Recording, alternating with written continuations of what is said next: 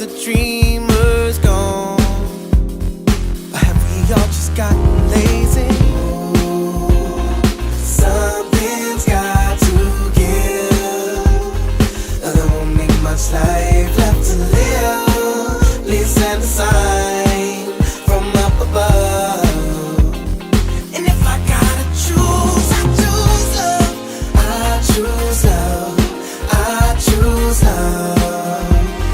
No one's gonna make me hate. I choose love. I choose love. No one's gonna take that away. Ooh, something strange is in the air. Seems that everybody's changing, and I can't find no faith anywhere. Seems it's been replaced with raging. Something's got to give. There won't be much life left to live. Please send a sign from up above. And if I gotta choose, I choose love. I choose love. I choose love. No one's gonna make me hate. I choose love. I choose love. No one's gonna take that away. No one can take that from me. I see what I choose to see. Reality is what you make it. So why would I ever choose hatred? I choose love. I choose love. No one's gonna make me hate. I choose love. I choose love. No one's gonna take that away. I choose love. I choose love. No one's gonna make me hate. I choose love. I choose love. And no one can take that away. I choose love.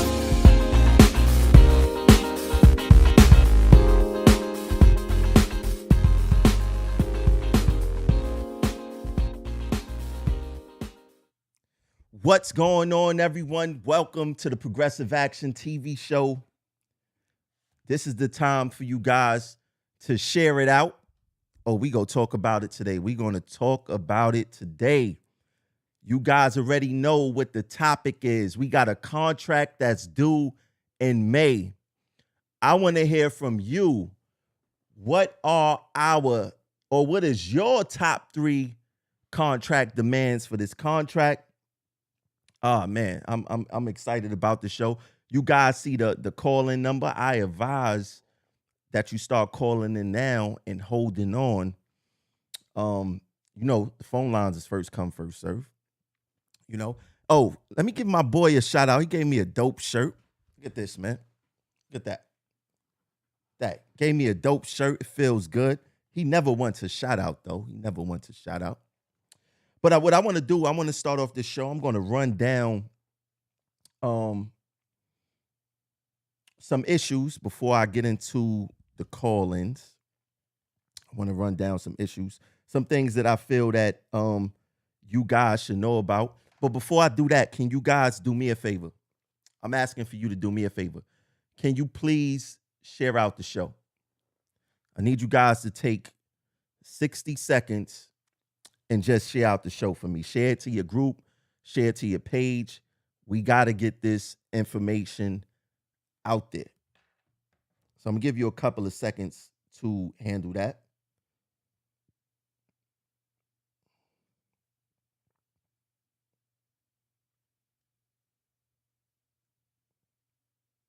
Just a couple of seconds to handle that. And everything is working as designed today. I'm excited. Got my computer back. There's no streaming problems. Everything is working as designed. Yeah, you guys hit that Cash App too. Definitely hit that Cash App. Definitely hit that Cash App. All right, so look, first thing I want to talk about, You guys know we got the mass membership meeting coming up. It's Saturday, January 28th. It is at the Sheraton Times Square Hotel. It starts doors open at 11 o'clock. And the meeting starts at 1 p.m. The address is 811 7th Avenue, West 53rd Street. Make sure you come out to this. It's very important that you come out to the mass membership meeting. You got to see these jokers in person. It's very important that you see these jokers in person. So the mass membership meeting, like I said, Saturday, January 28th, make sure you come. They're asking people to register. So make sure you go to the website, twulocal100.org. Go register. Make sure you don't have no problems that day because they do like to pull stunts, right? They definitely like to pull stunts. All right, let's get into the main course of action here. Get into the main course of action. So the MTA and the union came up with this deal, and you know they tried to gaslight and create this fear factor to say, hey, you know, we did what we can to save your jobs. And they created this new customer service position for station agents, right? And they are about to launch. So let me show you guys what the union actually put on the screen. It says, meet our new class of station agents and agents who will be staffing customer service locations. I'm excited and enthusiastic for them. Stations Department Vice President Robert Kelly, as we continue to move New York 24/7 and build union power. I want to tell you guys the problem that I have with this. First of all, look at the picture, right? And count the people who are in uniform, right? They got a total of 17 people in uniform. And out of those 17 people, 13 are women and 4 are men, right? So that means that in the midst of all the violence that's happening on New York City transit property, they basically throwing women into the fire, right? And we need to protect, everyone needs to be protected on the job, but we definitely need to protect women, right? So this new position, they throwing women into the fire. 13 women, 4 men. I don't see that as being a good thing. Now, I'm not saying that women cannot defend themselves and things of that nature, but come on. I don't see this as being a good thing. Now, I also want to remind you guys, because I think Robert Kelly is going out there talking about there ain't gonna be no layoffs and all this other stuff. Now, let me remind, maybe Mr. Kelly didn't read his own agreement that he signed. Let me bring him up to speed. Now, look what I have squared off or rectangled off on this document right here. This is the actual agreement, the Station Agent Customer Service Center agreement. Now, what I got rectangled off, it says the authority agrees that there will be no layoffs of station agents as a result of the implementation of the terms of this agreement. If it becomes necessary for management to consider budget-related layoffs, management and the union will work together to secure the necessary funding to avoid such action. This will not preclude the authority from exercising its managerial rights. That line is very important. As indicated in the agreement, it remains the goal of management and the union to preserve the jobs of station agents, and the station agents continue to provide a vital role in the delivery of customer service as our station's environs evolve, right? Now, I want you guys to remember that, and the line to remember, if it becomes necessary for management to consider budget-related layoffs, management and the union will work together to secure the necessary funding, right? Let me let you guys know what happened today. I want to bring you guys up to speed as far as what happened today. Now, for those who don't know, Kathy Hochul, the governor of New York State, gave her State of the State Union address today. And that's the address where the governor give their plans for the state, what they have planned for the state. And she touched on mass transit. Now, let me show you guys what she said about mass transit. Importantly, the governor mentions the serious financial challenges facing the MTA. Her address recommits to implementing congestion pricing, more details on funding solutions that are not fare hikes, reductions in fare discount programs, and reduction in service are needed, right? There's no funding for mass transit right now. And with the union, all the union reps been saying is that, Cat, we got to get the money from Hochul. We got to get the money from Hochul. Now, Hochul is saying that the budget, there's no money in the budget for the MTA. Now, once again, let's go back to this document. I got to walk you guys through this. If it becomes necessary for management to consider budget-related layoffs, management and the union will work together to secure the necessary funding to avoid such action. If the governor is saying that she does not have no money, then guess what? There's going to be layoffs. I need you guys to get Vice President of Stations, Robert Kelly, to explain this. He has some explaining to do. He has some serious explaining to do. I want to remind you guys, this show we are talking about what are your top 3 contract demands. We have a contract that's due in May. Negotiation starts 90 days before then, right? Negotiations start 90 days before then. So I need you guys to let me know. Let's have this conversation. You see the call-in number at the bottom of the screen. Call in and let me know what are your top 3 contract demands. I'm about to open up the phone lines in a second, but you can call in now.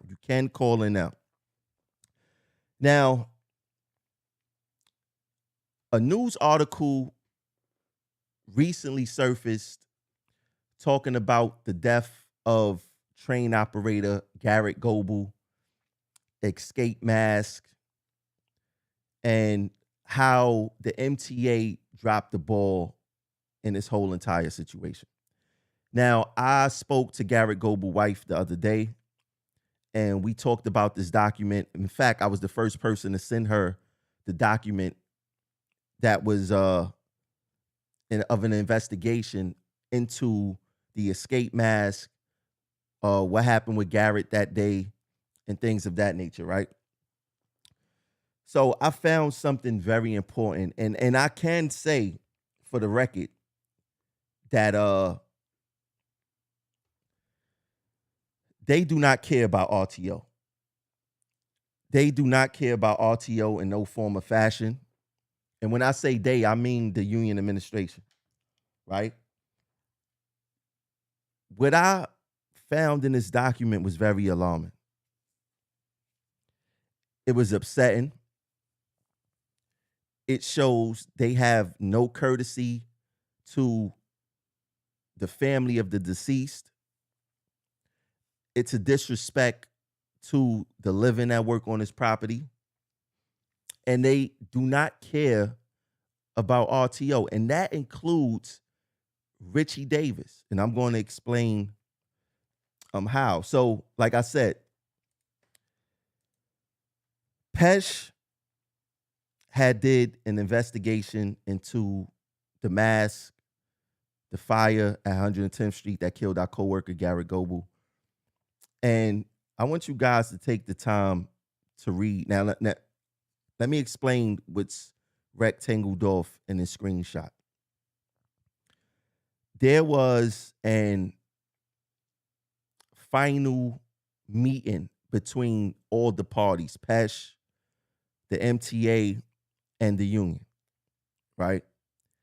And this meeting was important because it gave the union the opportunity to ask questions about the investigation.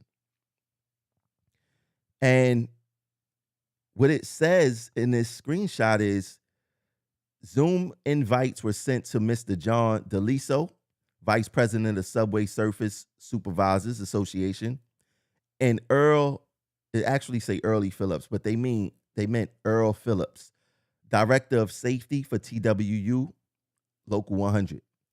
Both union representatives did not accept the Zoom invite and did not attend the closing conference. Why was Local 100 absent during this closing conference of this very important Zoom meeting discussing the violations that the MTA got about the escape mask, talking about the death of an RTO train operator? Why didn't the union attend? And I want to show you guys what they discussed during that last meeting, since the union was too good to come in. New York City management stated that they will need to provide training to 8,000 TA employees and would need a reasonable time frame to train them all. The PESH inspector stated that it would be possible to allow a 6-month abatement period and that this will be discussed with the district supervisor. If granted, the abatement period will be reflected on the notice of violation in order to comply. The employer was also informed that if they cannot meet the abatement date, they could file a petition for modification of an abatement date. The process of filing a PMA was explained to the participants. The union was not there, so they don't even know what's going on. The participants were allowed the opportunity to ask questions, and upon doing so, answers were provided. After no further questions were asked, the closing conference ended, and everyone was thanked for their participation. Citations issued. Further action will be required to determine abatement. But once again, the participants were allowed the opportunity to ask questions, and upon doing so, answers were provided. Unfortunately, the Local 100 representation was not there. They didn't send anyone in Earl Phillips' spot, so they could not ask any questions to this or for this super important matter. So when we say that they do not support RTO, they do not care about RTO, even in death, that's very alarming. And like I said, Richie Davis is not off the hook himself, because as you can see, this was CC to almost every manager. And if you look at the right-hand column, 5th name from the top, Richie Davis, TWU. Richie Davis did not reach out to the family. He didn't invite Ms. Goebel in to sit down and discuss anything. And like I said, I know because I've spoken with her. And what does it take for them to support RTO? RTO is the second largest department in this union. If RTO was to vote, put in a block vote one way, we could have our own president or a president that we want, right? And they treat us like second-class citizens. They do not care about us, right? And this is one of the most sensitive, one of the most egregious things or horrific thing that could happen to a train crew. And Mr. Goebel didn't make it. And they showing no respect for his family. They showing no respect for the coworkers. And I don't know what it would take. I mean, I know what it would take. I know exactly what it would take. But this is a smack in the face to all of us. And I got friends that work in NYPD. When they have a coworker that died, specifically speaking in the line of duty, they take care of that family for life. If that family need a ride to the airport, they got it. If that family need anything for any holiday, they got it. On the anniversary of the death, they do more than just have a memorial service, right? They take care of that family for life. They assign some officers to that family for that day. Whatever they need, they could just call a precinct and say, hey, we need this. And they are doing that for that family. This is a fact. and TWU Local 100, well, I would say this. They don't do that for RTO. Maybe other departments, but they don't do that for RTO. I am going to interview Ms. Goebel soon, and we're going to talk that real talk about, the MTA. We're going to talk about the union. We're going to talk about a couple of things. So look forward to that. Maybe I'll do that this week. It's definitely going to be something to look forward to for sure. Whew, I'm kind of upset about that, man. I'm kind of upset about that. Did you guys remember this? You guys remember when Tony Utano and them did this video right here? Local 100, are you with me? Are you with me? How do we improve your conditions and get you the respect you deserve? Are you with me? My friends, I am with you all the way, and I thank you. Thank you for your support.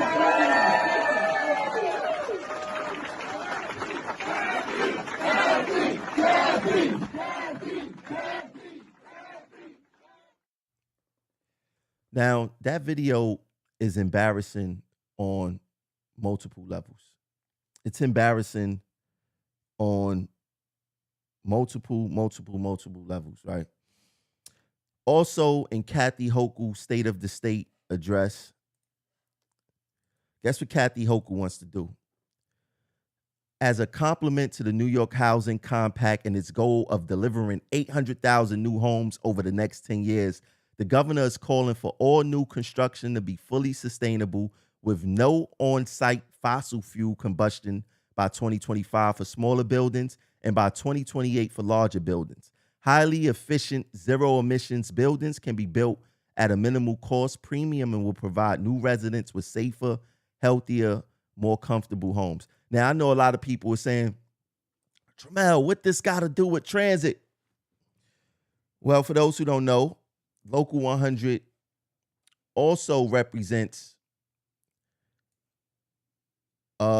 gas workers, right? I think they represent Con Ed workers or National Grid workers. They got them unionized, and their union is called TWU Local 101. And this is an event that they had, I believe, last year sometime. And it says TWU Local 101 showing spirit was they prepared to rally against a job-killing plan to end natural gas hookups. The union has a better plan with National Grid to go green with hydrogen and renewable fuels. And they had John Samuelson there. They had Richie Davis there. They had Tony Utano there. They had the whole gang there, right? Now, Kathy Hochul is trying to kill these people's jobs. And the union is supporting that. And they were well aware of what Kathy Hochul was planning to do because she spoke about it last year. She spoke about it last year. So the union, TWU Local 100, Tony Utano, John Samuelson, Richie Davis, is supporting a union-busting governor. They are supporting a union-busting governor. What do we have to say about that? Or what do they have to say about that? What are their excuse now? I would like to know, what are their excuse? They are supporting a union-busting governor. There's absolutely no excuse for it. There's absolutely no excuse for it. And if you was kept in the dark, let me move on to the next thing. If you guys was left in the dark, the nurses went on strike, right? And I seen people say, oh, the union wasn't there. The union was there. Tony Utano, Richie Davis was there. And I must say, that's the closest that they go come to a strike because they are afraid to call their own strike. Forget about the penalty of the Taylor law. These guys are in bed with management. Right? They are in bed with management. Before I continue, need you guys to share out the show. Also, like I said, the phone lines are open. I want you guys to call in. We got some things to discuss. The contract is due in May. What are your top 3 demands? What is it? Is it healthcare? Is it wages? Is it more AVAs, more OTO, mental health days, night differential, sick control, discipline? I need you guys to call in and let me know what's on your mind. 516-387-1638. Now, back to the nurses. During that whole entire nurse thing, they was energized. They was out there in the cold. They had their signs, a lot of support. And you know what? We banged pans and pots for them. And now they don't want to give them a contract, right? They don't want to give them a contract, which is very, very, very alarming, right?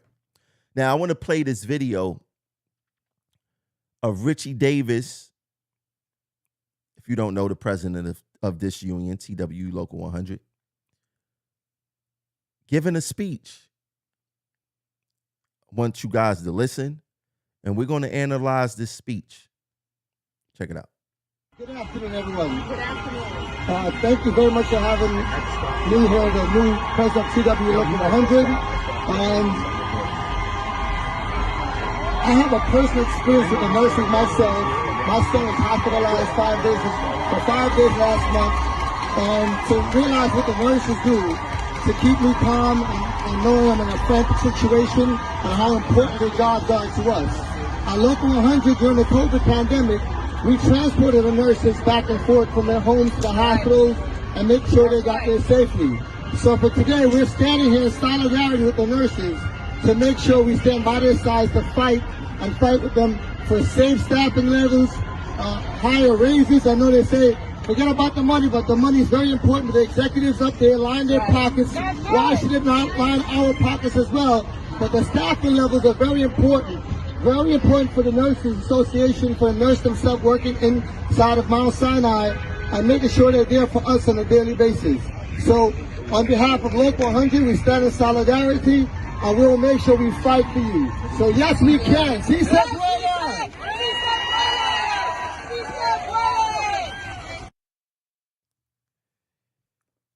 Richie Davis have no confidence when he speaks. He has no real energy. And he needs to change that. And I'm willing to help him. You know, people out there saying, Tramel, why don't you help the union? Why don't you do this for the union? That choice is not mine. I can't release myself. That choice is not mine. Now, before I get into that story, right?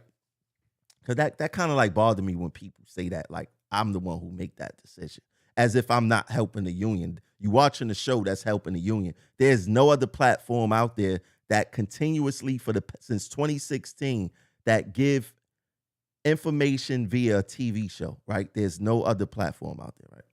But Richie Davis was talking about bosses lining their pockets and raises and things of that nature. I would like to know, when did Richie Davis have that type of revelation?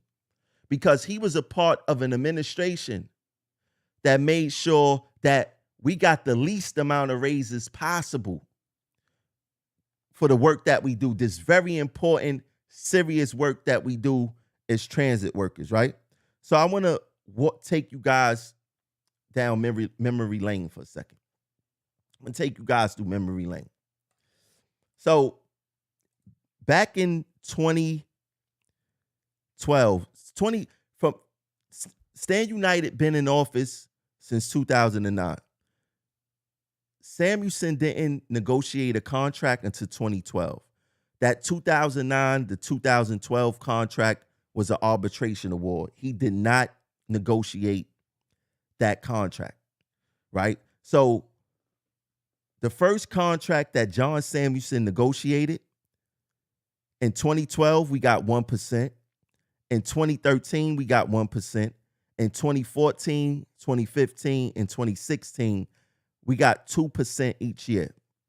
Now, what's poor about that is every year the MTA budget 2% for our contractual raises. So that means in 2012 and 2013, the union actually got us 1%, and that's 1% under what the MTA budget. And this contract right here, this is very important to realize, how do workers fall behind and cannot afford to live in the city in which they work. It's very important to see this. This contract right here set us back at least a decade alone. We did not get not one gain in this contract. And not to mention, this was the first contract where a deadline was not a deadline. We worked without a contract for the first time ever in TWU Local 100 history without going on strike. Right? And they got us, they ain't even have to negotiate. I don't even believe Samuelson negotiated this contract. If the MTA was willing to give us 2%, and he got us 2% for 2014, 2015, 2016, what negotiation did he do? In fact, he set us back in 2012 and 2013 with those 1% increases, which was very, very, very embarrassing. Now, for 2017 to 2019, this was the contract that, what did Utano negotiate this contract? I believe this is the contract that Utano negotiated, right? If you look at this contract, you look at 2017, 2018, we got 2.5%, 2.5%. Like I said, the MTA budget for 2% contractual increases every year. So they only got us 1% increase in 2 years. 1%. And then if you look where it says May 15, 2019, expiration of contract, they moved the contract some months over, right? So our contract was not really worth 5% because there's 12 months in a year. It was a 28-month contract. So we basically did not get any wage percentage for 4 months. We worked for free for 4 months that went unbargained. That was the trickery that they pulled during that contract. Now, the current contract that we are under right now, a 4-year contract, the first of its kind, right? From 2019, May 16, 2019 to May 16, 2023, or May 15, 2023 is when our contract expired. We got 2%, 2.2 and a quarter, 2.5, 2.75, right? Always keep in mind the MTA, once again, they budget 2% every year for our contractual gains, right? In 4 years, this union only got us 1.5% gain over what the MTA budget. Only 1.5%, people. 1.5%. And if we could fully analyze these contracts, we fully analyze the work that Stand United put in, the team that Richie Davis is a part of. You know, it's mighty funny Richie Davis have a revelation of saying, oh, yeah, when it comes to the nurses, you know, bosses lining their pockets. They allowed for the MTA to line their pockets for over a decade.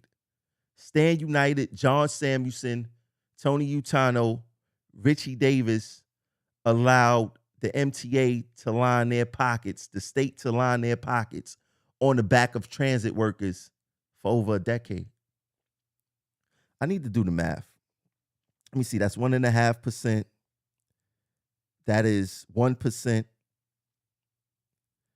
So let me see, 1.5%, 2.5% from oh, this is going to shock y'all right now. This is mind blowing. From 2012, from January 16, 2012 to May 15, 2023, the union only got us a plus of 2.5%. Think about that. This just hit me, people.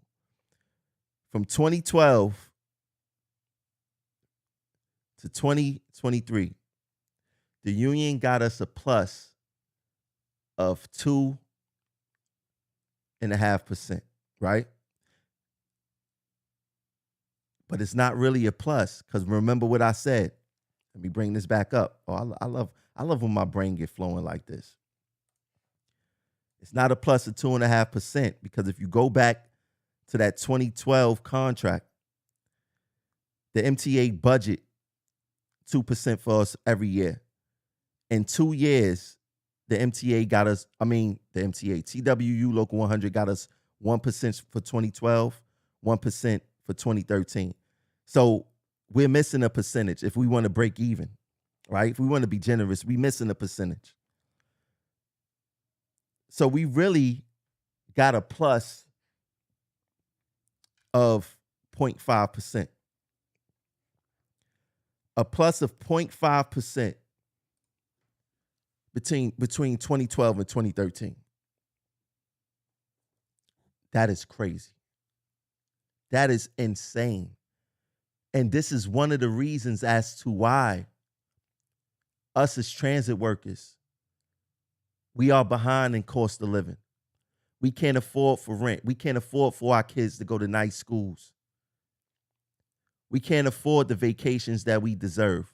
I don't want to hear about, oh, people got to learn how to save. Yeah, that might be a problem. But guess what?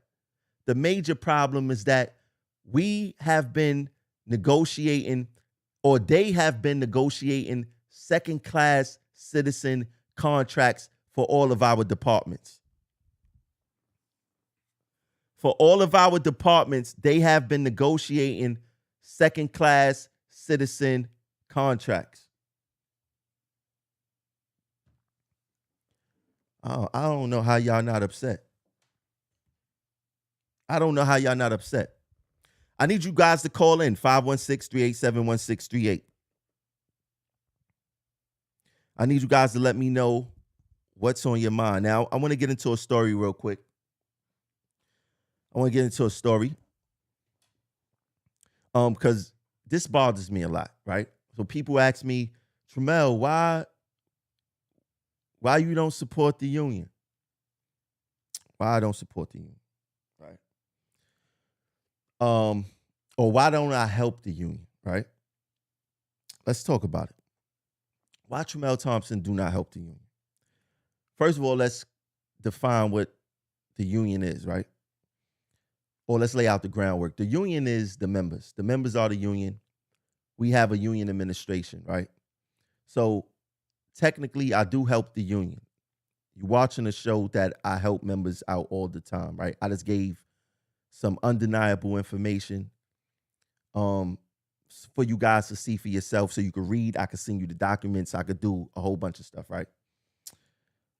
So let's go back to being technical. Why don't I help the union administration, right? I can't release myself, right? I cannot say, I'm going to release myself. I'm going to do this. I'm going to do that. Everybody that's in that union, nobody works for free, right? And I provide a value. I'm a valuable asset. I know my worth. They can't tell me what my worth is. I know my worth, and I know what I'm capable of bringing to the table. In fact, I bring my own table to the table, right? Another thing, and I'm going to be a little bit transparent with you guys, and I really hope that Richie Davis is listening, right? So I did have a meeting with Richie Davis, right? I did. I had a meeting with Richie Davis some months ago, right? We spoke for about over 2 hours, right? Met at the restaurant. We spoke for about 2 hours, right? And Richie did have a plan of wanting me to build a progressive action for Local 100. He wanted me to develop a TV show for Local 100, right? And I said, if it's going to help the members, why not? Right? I don't mind setting up a system that's going to be beneficial to the members to get information easier, faster, more efficiently, and you could always go back and watch what it is, right? Because the communication department now, they are archaic in the things that they do. Even with the videos that they doing now, it's very bland, it's very boring. Their views is very poor, it's very low, because they don't know there's an art to this. You can't just go out there and say, hey, I'm gonna put together a video and it's going to work. I'm gonna just get it out there just to try to copy what I'm doing. It doesn't work like that. There's an art to this. There's a science to this. There's a certain skill to it, right? And people got to buy into the person who is behind that camera or in front of that camera, right? There's a whole process to go into this. Everybody don't have it. That's why you see, and no disrespect to any of the other shows that's out there, the other transit shows that's trying to give information, but their views are not our views. Their participation level is not our participation level, because it takes a certain something that you can't really teach a person. You just got to have it. And like I said, there's a science, there's a skill behind it. There's a lot to go behind it to make people want to watch your program, right? To make people want to call into your program, to make people want to participate, right? And I am willing to do that. I'm willing to help move the union to the new age of communication, right? Because none of the officers in the communication now that have been there for decades, they don't have the skill set to do this, right? And I'm not knocking them, but they just don't have the skill set. And, if I were to help the union and help Richie Davis and help the other officers, I could give them a new light. I can make them seem bigger than what they are, right? Because when they be going to these other departments, nobody be asking them. Nobody don't be happy to see them. Nobody don't be say, hey, let's take a picture. Nobody don't want to do that, because there's a certain skill and a certain art to this, right? I can make Richie Davis look like the mayor of New York City. I could help him with his speeches. I could give him the confidence that he needs, because right now he's embarrassing us as a union, right? I can make Witchard look good. I can make Latanya look good. I'm not messing with Superintendent Chiarello. Chiarello works with management to attack members. That scab behavior. I'm not into trying to help him or make him look good at all, right? Me and him will have to have a conversation about why he's feeding members to management. He would have to apologize to the members. I heard this from Paulie Navarro. I heard this from someone else who is about to come out with some information regarding him. And they said, I don't even care if he get locked up. I don't know what kind of information they got on him. But this is someone who was close to him, who got particular information on. But that's another show. We would discuss that later when the time is right. But I can help the union as a whole. I can make our leaders look strong. I can give Richie Davis that confidence that he needs. I could have helped Tony Utano if he wasn't so sensitive. I could have put him on a certain pedestal, make him look a certain kind of way to make him look prestigious, make him look strong, make him look like a leader, so we won't look weak. Because the problem is that we got these weak people in the front and they making us look bad, right? So I had the meeting with Richie Davis, and we discussed a whole bunch of things. And I'm gonna say I'm not gonna say everything that we discussed, because I am an ally to Richie Davis. We have a relationship. When nobody in the union was messing with me, Richie Davis would call in here and there. Hey, how you doing? When I was in the hospital, Richie would check in. Hey, you need anything? That kind of stuff, right? So I respect that of him. He's a human being to me in my eyes, right? But Richie lied to me about certain things in that meeting, and he know what he lied to me about, right? And I'm not the kind of person that you could lie to, you could say anything to, you cannot gaslight me. And if you do, and I find out, it becomes an issue, right? And that's where I'm at with Richie right now, is that we have an issue. And simply because he lied to me, right? He could have just kept it 100 with me, but he lied to me, right? And like I said, he's on the clock. I want to see exactly what he's going to do by the mass membership meeting. And we go see what's going to happen there. Now, another thing is, I've been protecting Richie Davis. He may not know that, right? There's certain things floating around about him in email, some serious things, right? I've been filtering my group, deleting certain things before it even hit the mainstream about him, right? Out of respect for him, right? But when I feel that someone lies to me, no, he been lying to me since probably for the past year. He been lying to me, and I've been keeping it solid with him. There's people that want to take him down on a level that he probably never seen before, right?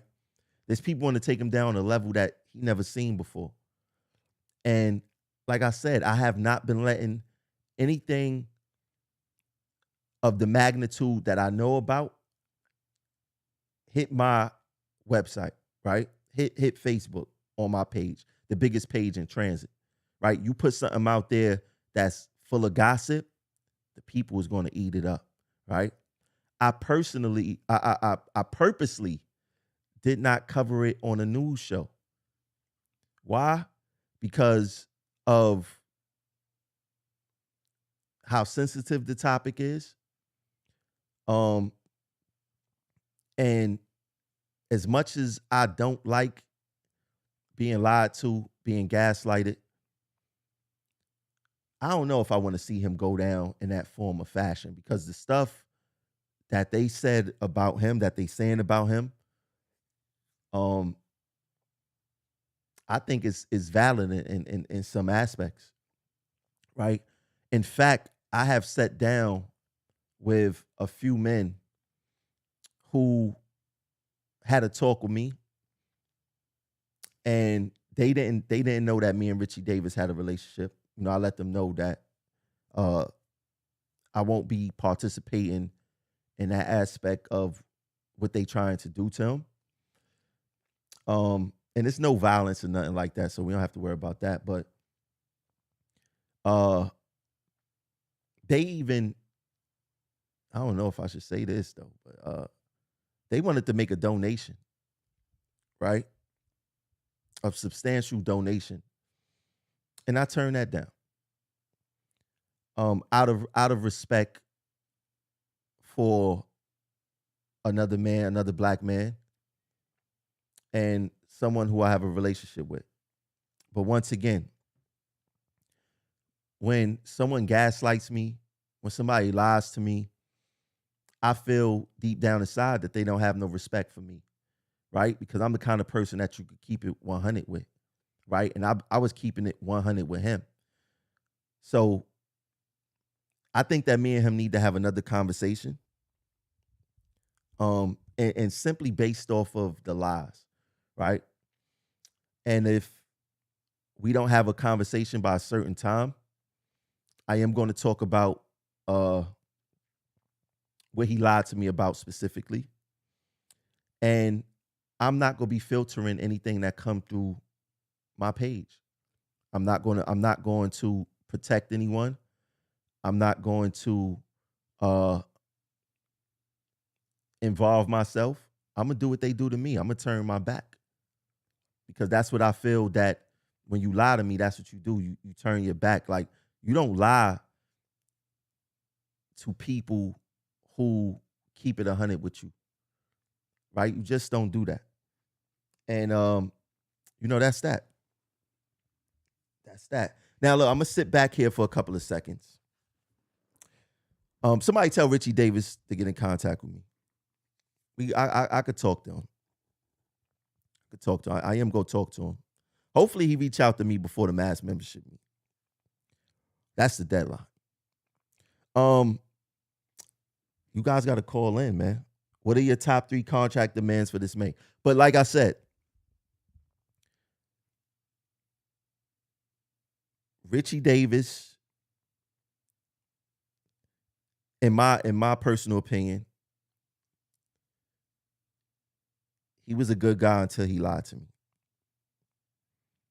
And the chips go forward where they may. It is what it is. But look, I seen people was calling in, hopping off, calling on. I need you guys to call back. I don't want to be on all night tonight. I will end it if we don't get no calls. I seen a lot of people comment on the post. That's cool. But definitely call into the show. Matter of fact, let me do something real quick. Make it easier for y'all. If you're watching on Facebook, let me see.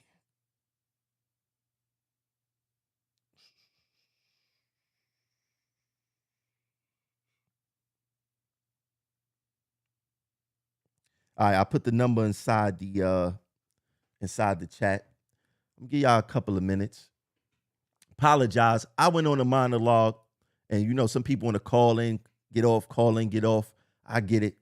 But call back in and let me hear your top 3 contract demands.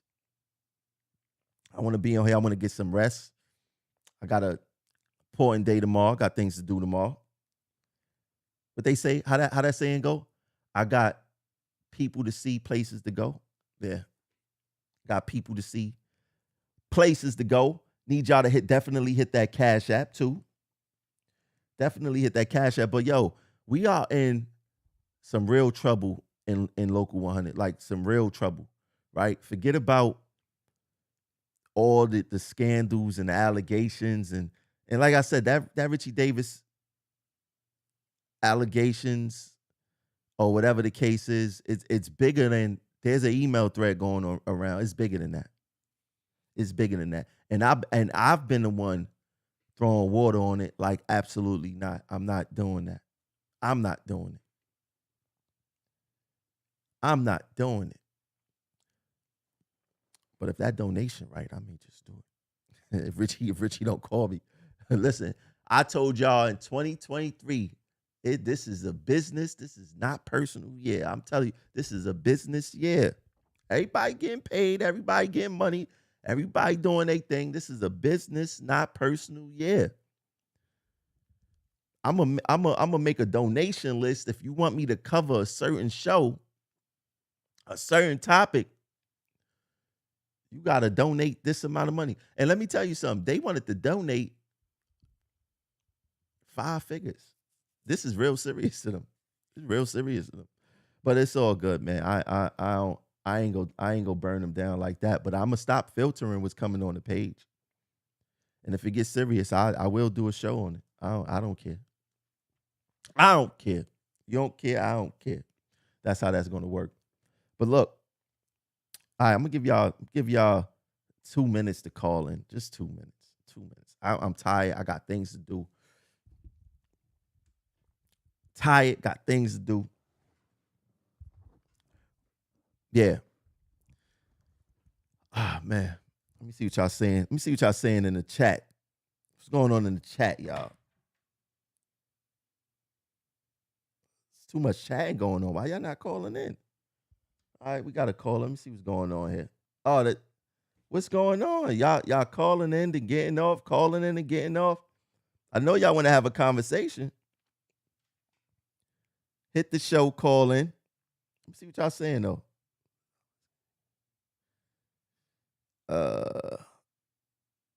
Yeah. Richie, I'm still good with Richie. It's business, never personal. I want to have a conversation with him though. Why y'all calling and then it just like disappears?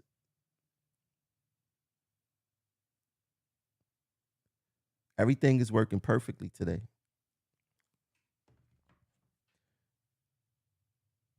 Let me see. Thanks for the Cash App. Brother LaShawn sent in the Cash App. Shout out to him. And shout out to everybody that been sending in the Cash App. I normally check the Cash Apps after the show, but definitely thanks for the Cash App. Yeah, man, but this is pretty crazy, man. This is pretty crazy. All right, let me go to this caller right here. Caller 8872. Now live on Progressive Action TV. Drop the mic. What's going on? What's your name? Where you calling from?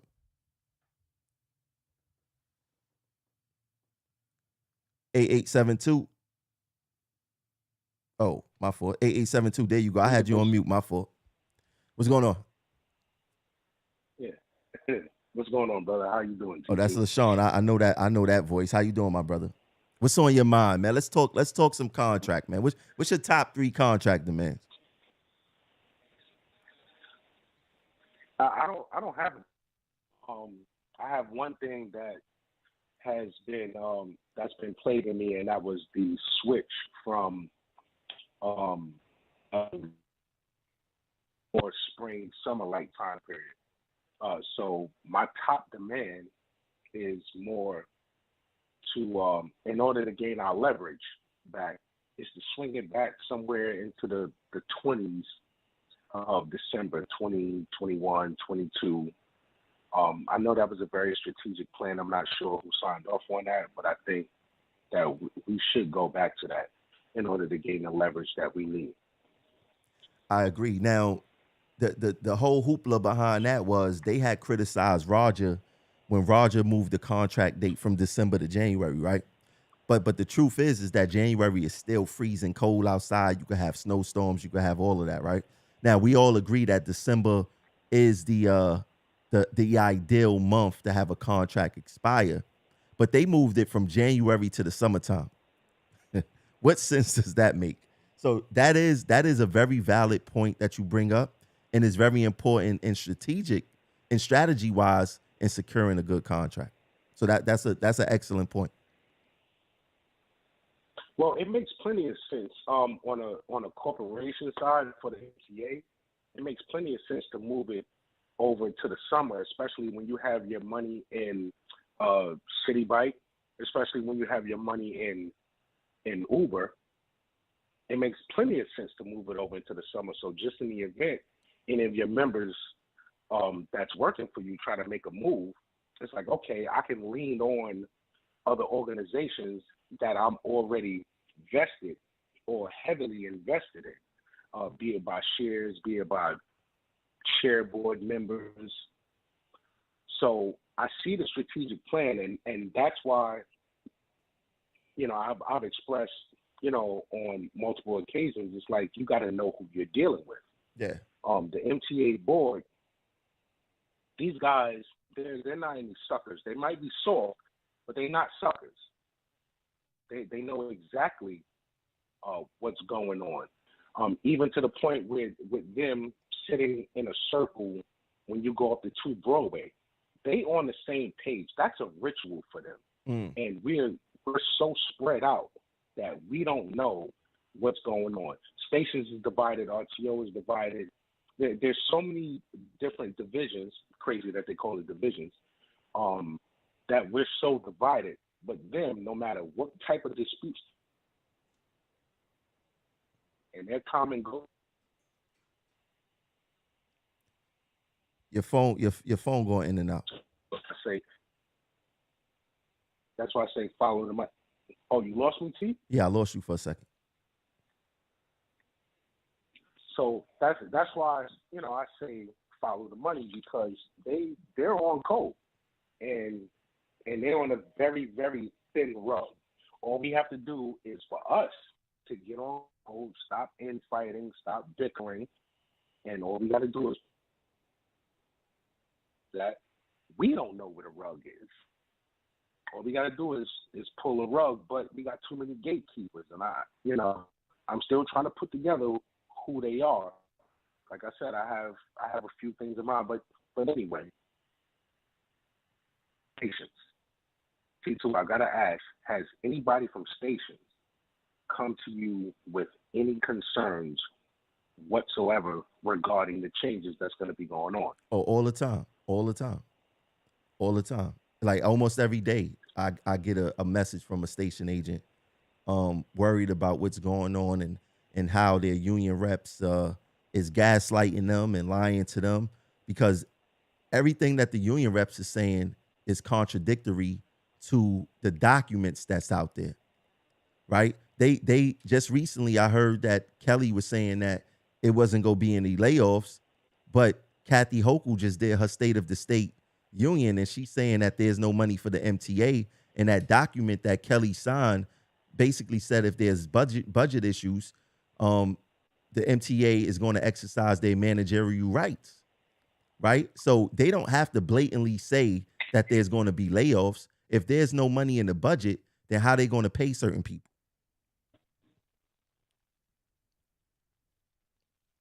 You know what I'm saying? You there? I'm here. I'm Yeah. back. I don't know. Now all of a sudden we getting cut off.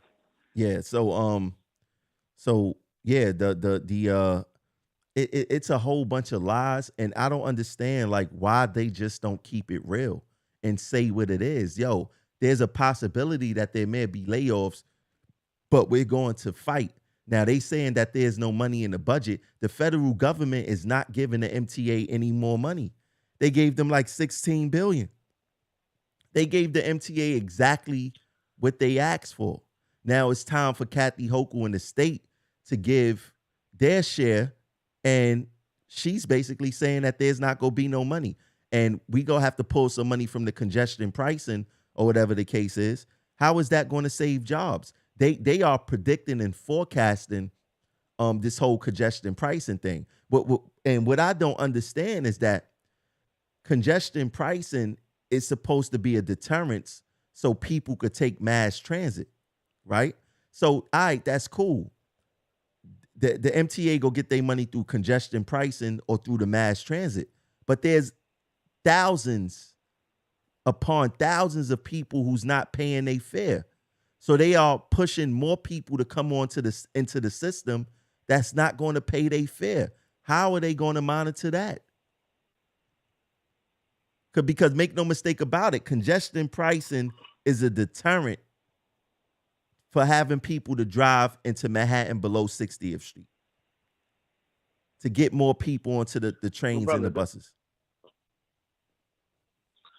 The reason why she's speaking that there's no money, there's literally globally, there's no money globally. There's only about 4 or 5% of actual currency that's being backed by something. The other 95% is being backed by the work of the people. So when she says that, she's not lying about that. We have to educate ourselves. So when people like Mr. Kelly, people like the president, I can't remember his name, but Mr. Davis, when they come to us, we can ask the right questions. As I said on the previous broadcast, the quality of your life is dictated by the quality of the questions that you ask. But you have to know which questions to ask. That's the educational part to it. So she's really not lying at all. All right. Also, All right. there was So something that I posted. all right. So there's no money, right? Whether she's lying or not, she's saying that there's no money, right? No matter what the reason why there's no money. If there's no money, how is the MTA going to pay station agents if they already signed an agreement saying X, Y, and Z? That whole, we're going to secure funding, there's only two places they can secure funding from. That's the feds, and the feds is not giving up no money, right? And that's the state. So if the state is already saying that they don't have no more money, how is they going to avoid layoffs in stations? It makes absolutely no sense. I have I have a third one for you, and I posted it on your platform. And it, it didn't get much attention whatsoever. But the MTA has $40 billion in Treasury bills. Sometimes you might see them as T-bills. They have that in the stash, and that is what's been holding them up. The thing is, the T-bills is not located directly on their books. The Fed know that it's there. The MTA know that it's there. The members don't know that it's there. I know that it's there because my mother taught me how to look for it. $40 billion. So the sad part about it is when it comes to those T-bills, it still means absolutely nothing because what it's going to do is going to go to the bank. The bank is going to take that request. They're going to send it to the Fed. The Fed is going to approve it. It's going to get printed up, and it's going to increase the inflation. And then we're going to have someone like Samuelson say, oh, yeah, we're beating inflation, but we don't know the backstory on it. And I didn't mean to get, wrong with the explanation, but I just wanted to, give your watchers and my fellow members, just a small piece because it's too long to explain. So how can the union stop layoffs in your opinion?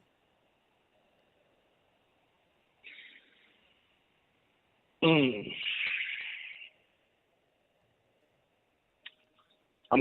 going to be safe on this one. Can I speak with you about it offline? All right, that's cool. I respect that. Right. So we got like,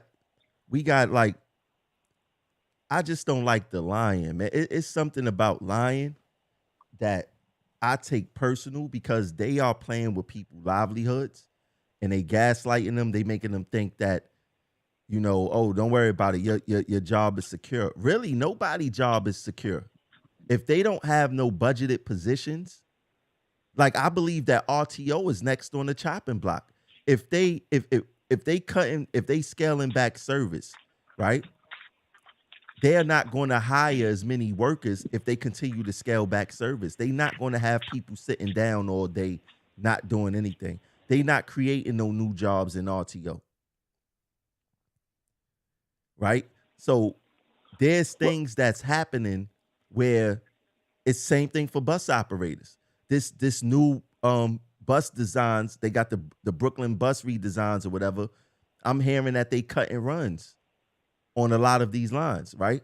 So if you cutting runs, that's the need for less operators. That's the need for less hiring. So I spoke about this maybe like 3 years ago.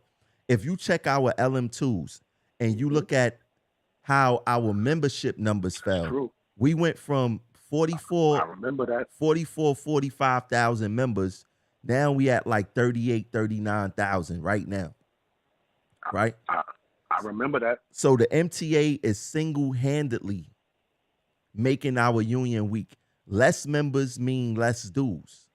Less dues mean less money for the union to handle whatever business they need to handle. Now, ironically, even with the drop in members from year to year to year, guess whose salaries continue to go up as if they're making up that money?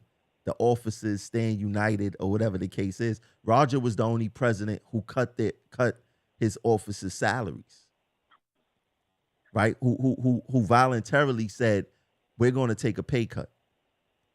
Samuelson got in and raised everything back up. And not only that, they just had the e-board vote a few months ago to give them the Cadillac health insurance. Would you believe that the local 100 officers, I don't know if it's all the officers, but definitely the president have better health insurance than the members that he represent?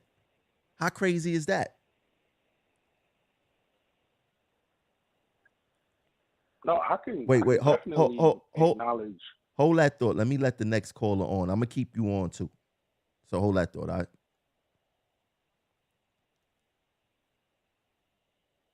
Caller 7800. Hello? Oh, this is Drummond. Drummond, what's going on, bro? Yo, what's up, man? How you doing? Yo, Mr. Sean, Drummond. I'm good. It's a no mister, bro. Just drumming. But yeah, I know, man. But yeah, everything you're saying, the membership. Listen, man. Transit is putting foot all in our ass. It's just starting with the station age. It bugged me out that RTO think, because I don't know, maybe our brothers and sisters want to make themselves feel good, because that's what I believe. Is either they try to make themselves feel good or they brainwashed.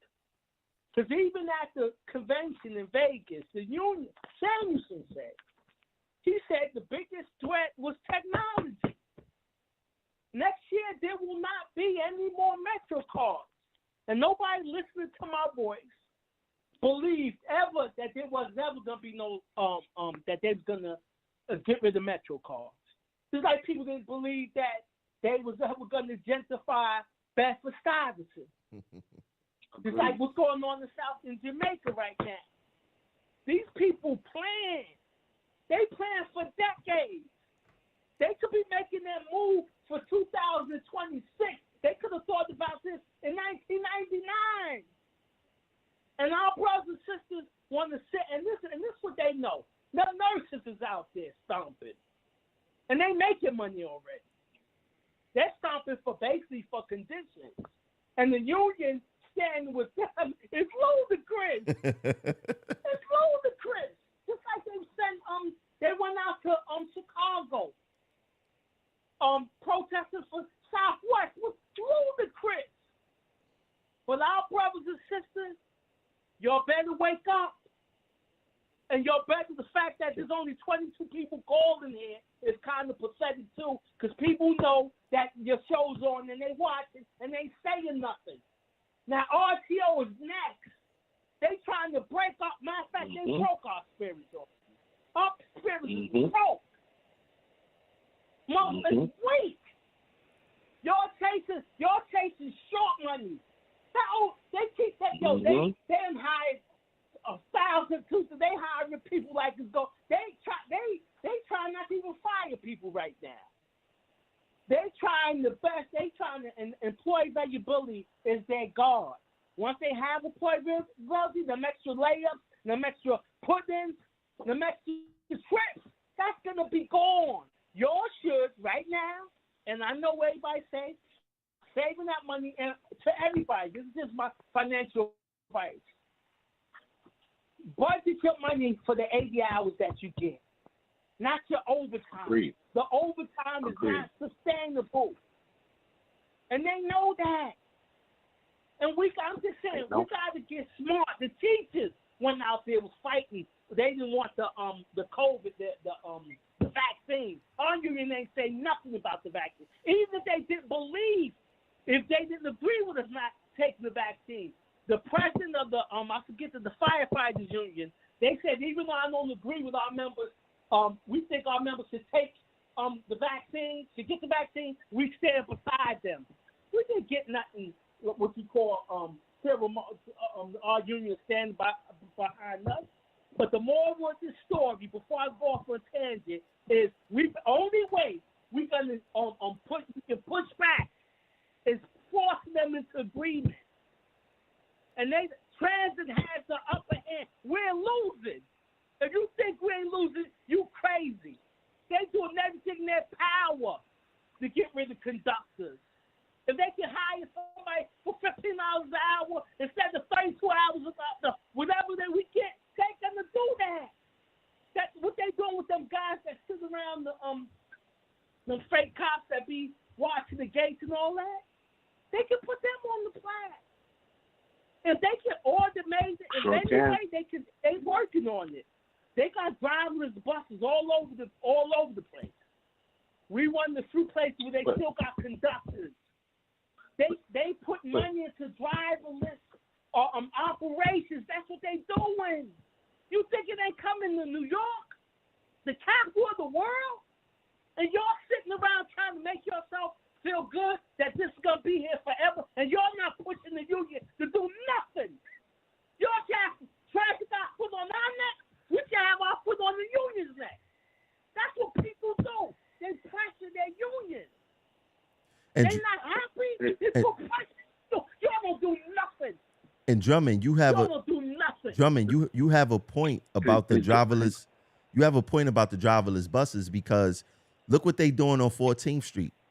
There's no cars allowed right now on 14th Street. So they're already setting that up, right? You remove cars from the road, what's next? Right? And there's no real turns on 14th Street. It's a crosstown bus. It's short, right? That's going to be the first, mark my words, that's going to be the first avenue or street in New York City that have a driverless bus. Well, at the same time, see, some of the things that we have to remember that, okay, we call New York City the capital of the world, but there's two places that New York City also bounce their ideas off of. One is California, and the other one is a lot of Western Asian countries, Western and Middle Asian countries. We have to look at this thing globally in order to get a full concept of what's going on. We can't just say New York City, okay, we have the most difficult transit system. Even to the Opto. Opto wasn't something that was designed here. These people go to meetings, and as Drummond said, you know, they plan anywhere between 3 to 5 years. They have a 3 to 5 year plan. They have a 5 to 8 year plan and an 8 to 10 year. So we have to also, as he expressed, we have to put our foot on a lot of our representatives and say, look, what is the company overview? Because as I expressed in the last broadcast, we are shareholders. Every time we pay our dues, we're shareholders. What is the company overview? Show us the roadmap. Stations should be asking Mr. Kelly, show us the roadmap. But I also have to blame station agents that you are watching your replacement come in, but it's so many people that has less than 36 months left. They have less than 5 years, and they are hoping that they can get out the door before these things start to take place. That's a fact. So Drummond, let me ask you this question. What do you think is the top 3 things, in your opinion, for this contract? Well, I ain't gonna lie, bro. I'll be 100% with you. I never look at the money aspect of it. All I can say, broadly speaking, is our brothers and sisters are vastly underpaid. For me, Easy Pass, it's embarrassing when you come from a vacation and you go to the the airplane, and you got to buy a Metro card. That's embarrassing. The air train. There's no the way air train. so that the air train, thank you, brother. The air train, the Easy Pass, and listen, I don't. From what I'm seeing, I put something on my Facebook page. Bare minimum.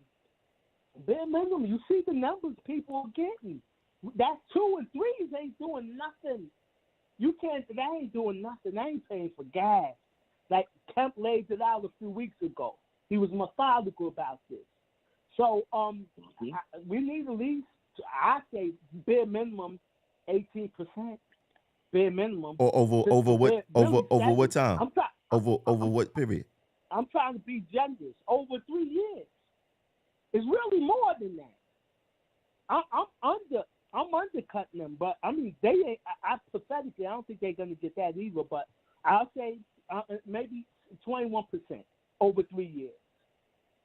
Over 3, and not 4 years, 3 years. A lot can happen in 4 years. 3 years. You don't want to be locked into not for us. We only be locked for money wise. But if you want to go that way, lock it into I'm saying, yeah, that would be my remedy just off the top of my. I look for things that make our lives better, not so much the money wise. Maybe they could do something with the discipline. Concentrating on if they ain't gonna get that money radically. Say like if a train operator hit a signal the first time, right? Awarded the second time, right? Sometimes a reprimand. The third time, maybe back to school call for a week, refresher. The fourth time, then it might be a day, because you can't continue. And I think this is a ploy, far far as discipline goes, they just trying to break our spirits. Because I've been at 2 Broadway. I seen that, and you got dudes out here that was born to operate. These motherfuckers is Mario Andretti. And we got people that's real good at their job, but they're breaking their spirits. They're breaking them, and that's what Trans is trying to do. Davey from Boston, what's going on with the pick? They just trying to break our spirits, but they know. They don't have meetings saying, yo, what we gonna do about TW Local 100? They're not even a factor in this. So we have to be the factor. Yo, and listen, I'm saying this. Y'all know people who know me. People, everybody who I work with ever, y'all know me down here. But as it keep going on, if transit keep putting foot in your ass, you deserve it. They ain't put foot in my motherfucking ass. I'm tired of it. Y'all better step up. It ain't disappearing. It ain't getting better. It ain't getting better. You're trying to break us. But Drummond, I mean, trying to hold this union accountable. Y'all don't. Y'all talk about them. Y'all complain about Drummond, them. Y'all don't hold them it's accountable. bigger than the union, brother. It's bigger than the union, brother. You also have people at the crew office. Now, when it comes to overrunning signals, a lot of times people are overrunning signals is due to fatigue, right? That's you to go mentality. You have a lot of people that are dispatchers right now who are sitting in the crew office, who may be sitting at RCC, and they have this mentality like, oh, I had to go through it, so you have to go through it. So if we're gonna get to the bottom of it, we got to go to the bottom of it. And quite honestly, they're holding these dispatches at RCC or OCC, but it is now, and the crew office, they at the bottom of the top, but they still at the top, and we're at the bottom. So we have to show them also, look, this is what we're not going to accept. We have to change the culture from within, and they're going to fall in line. They're not going to have a choice but to fall in line. Like, look, this is what they're doing down there. Okay, this is what management is doing above me. Yo, I'm going to fall in line. So everybody needs to be held accountable, and I'm seeing a lot of faces that say, you know, they pump their fists and they say that they for it, you know, as far as, you know, the people go or as people go, but their humanitarianism is just not there. As T2 said before, their souls are not right. So we got to change the entire, we got to wipe this whole thing clean. And it's, I hate to say it, it's going to take something drastic. Now, I'm going to leave it at that. It's going to take something drastic. now, Sean, you brought up something. You brought up something good too, because let's talk about fatigue, right? And people make mistakes. Okay, brother. People make mistakes because of fatigue, right? Now, the MTA would like to say that fatigue is, you know, you not getting 8 hours of rest, right? Which is, yeah, that's one part of it. But you could have fatigue, mental and physical fatigue. And that mental fatigue could come from you looking at signals all day. You not taking the necessary break to go stretch your legs and being hypnotized from the dark, the light, the dark, the light. I'm gonna look into a study of that, because that have to be hypnotizing. Like me as a transit worker looking at a train operator operate, it looked like they're under hypnosis, right? Hold on, let me bring another caller on with us. Y'all stay still right there. Let me bring another caller on with us. We gonna have some group talk today. Caller 8475. Okay. You got Tom T? 8475. Who's this? Yo. Oh, this Kemp? Good morning. Good night. Good day. This How turning. you doing? This is Kemp. This turning into a union meeting now. What's on your mind, Kemp?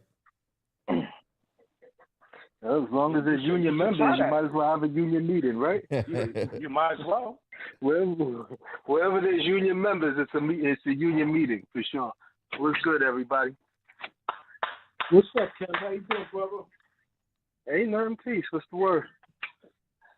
Peace, brother. What's up? What? Good. Drummond fired up, boy. Drummond fired up. Yeah, That's good. Drummond fired up, boy. Yeah, he go get me flagged or like cursing he doing. But I like when Drummond is like that. Drummond's definitely getting you flagged. Hey, Drummond. Definitely got you flagged. Hey, Drummond, you mess up my monetization. I'm sending you a invoice. All right.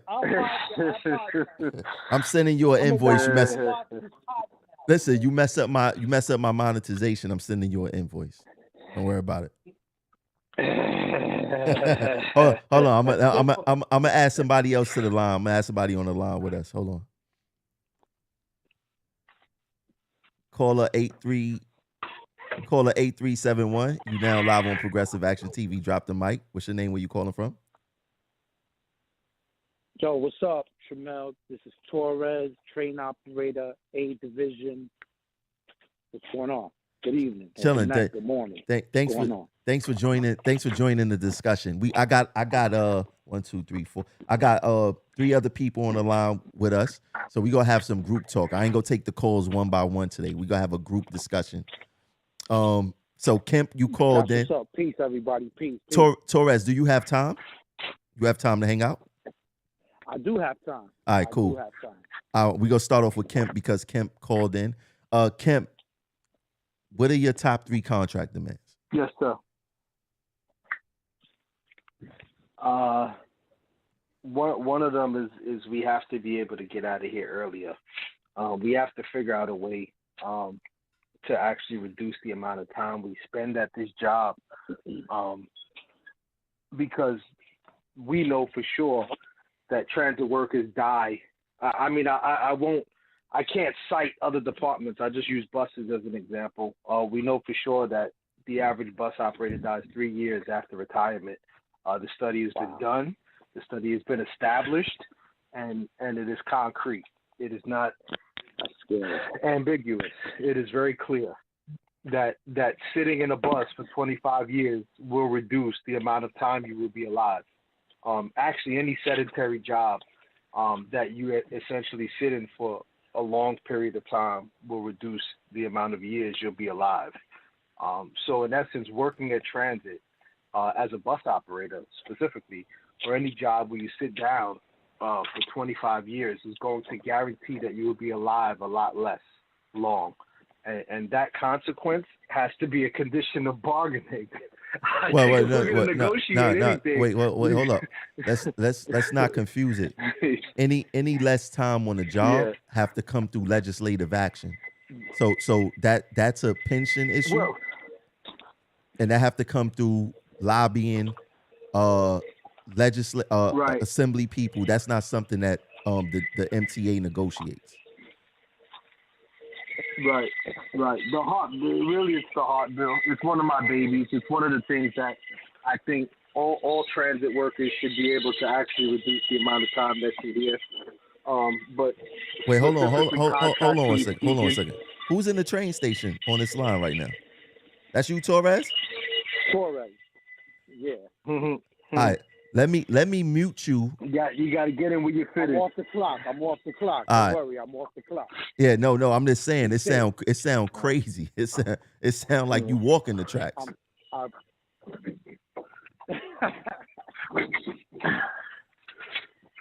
right, Torres. I'm gonna highlight. Go ahead, Kim. I want to highlight some of the things that have been reflected from pretty much a lot of the members as I've gone around to different depots. What seems to be, we can all go, and without even having to go into every department in transit, I think we all agree we want more money, right? I don't think anyone would argue with the fact that more money is paramount, right? And that's not even like a demand. That's more like of a quality life thing, where just the standard of living is too expensive to continue working under the same guidelines that we're working under now, when we're actually working for less money than we ever did. And that this might be the first time in history where the dollar amount that we make is actually not even worth the hours we put in, right? That literally I'll use the bus operator salary, that if we negotiate and get a 4 or 5% raise, if you're making $42 an hour in 3 years from now, meaning that if you went from $38 now to $42 in 3 years, if we agreed to take $1.50 raise every year for 3 years, at $42 in 3 years, we would still be at the equivalent of what $36 would be now. That in negotiating that, we have to identify what 3 years from now means when we agree to a dollar amount. So people have to be very, very mindful that when you say, hey, listen, I would love to have $42 an hour right now, remember that when you say you're getting it in 3 years, you're actually saying that you're making $36 an hour now. You're actually taking a pay cut. So at what rate do you find that magic number? And then how do you achieve it? I mean, I got something to say to that. If I could talk. who too? That's Torres? That's Torres? Let Torres get something, man. Yeah, Torres. Yeah, go ahead. Okay. All right, so, to add on to what my man just said about the money and the raises, the first thing I want to say to that is I feel as a whole, as a company, we're grossly underpaid, okay? And it just, I don't have that much time here. I got 7 years, but I come from a different union setting. And it's a whole different world to me. And I was very, blown back when I started to see the way things work here. It's insane to me sometimes, a lot of times. And what happened to the Me Too clauses? You know what I'm saying? If something happens, if somebody gets something from another agency under the MTA umbrella, I was under the impression that we would get it too. But obviously not, because you got, I'm an RTO, and Metro North makes probably $10 more an hour. You know what I'm saying? So can I ask y'all a question? I didn't mean to cut you, brother. Because you know the argument, right? I'm gonna throw one out there. I'm gonna throw the argument out there. You ready for it? Here's the argument. If you think Long Island Railroad is better, you should work there, right? If you think Metro North is better, then you should work there. If you think Morgan Stanley, Bear Stearns, or anyone, a Con Ed, the fire department, sanitation are better, then in essence, you should go there. Why are you here? Yeah, and I'm not saying it to you, brother. I'm saying it as a broad projection, right? We are asked these questions when they say, hey, transit workers, if life is so unbearable here, then why stay? Why not just walk away to better and greener pastures?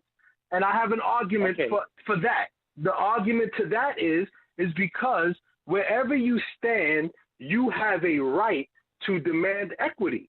So I came to transit based on a perception that the quality of life offered here would be something that was sustainable to compete with those other titles. What I found when I came to the Transit Authority was a system that was in essence designed to capitalize off of people who in society have already been marginalized. See, transit knows who actually is employed here. The depiction would be, and the conversation would be, how much should someone without a high school diploma expect to make in life?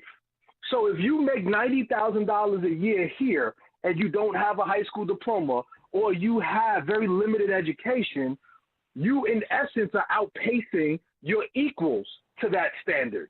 But the part where they try to dilute is the fact that you actually are a professional. So they're not paying you based on your education. They're paying you off your skill set. And if you match your skill set with other departments or other agencies, that's where you fall short. That's where the conversation should always start. Don't tell me who I was before I came to transit. Tell me who I am today. You are paying me based off of what I can do and what most people can't. I don't care if you can read or not. Most people can't drive a bus. Most people don't have a CDL. Most people don't have the standards that I do. Most people can do drugs and go do whatever they want to do. Most people don't have randoms and sick visits when they show up to work. Most people don't have to leave their kids and find places to leave them when there's a flood, when there's a pandemic, when there's a storm.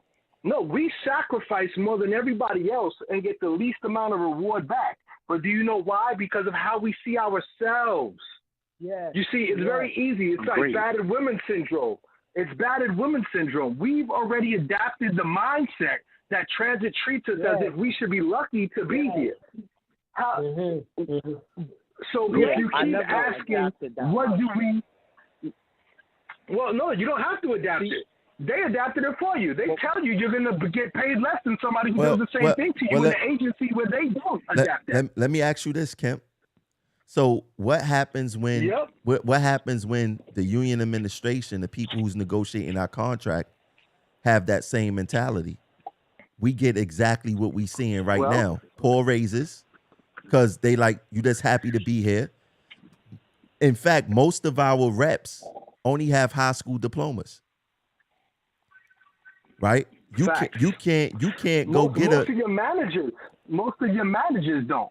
They elevate managers. It's the same as the same thing. Well, right? I mean, think about like a plantation. Think about a plantation, right? Think about the guy who's like you, the same guy who came from the same plantation, but then they put one person on top of a horse and say the guy on the horse is in charge of the guy picking the cotton. But both of y'all are still slaves. Now, mindset is a derivative. Now, I'm gonna say this: like looking at the current administration right now, the current top four right now. You got Latanya, you got Earl. I mean, you got Latanya, you got Richie, you got Witchard, and you got Superintendent Chiarello. Right? Out of the four of those people, who would I consider the most dangerous? Is Superintendent John Chiarello. You know, Superintendent John Chiarello was a school teacher at one time?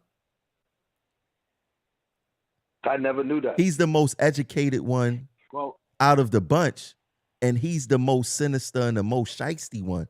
And he moves like he's smarter than everyone else, right? So having a certain level of education can be very beneficial in this game, because it gives Chiarello the confidence to say, these people is stupid. I'm more educated than them. And he's been getting over for a long time. Well, just because you're more educated doesn't make you smarter than everybody else in the room. Well, I think you're not smart when you underestimate people and think that you're the smartest guy in the room.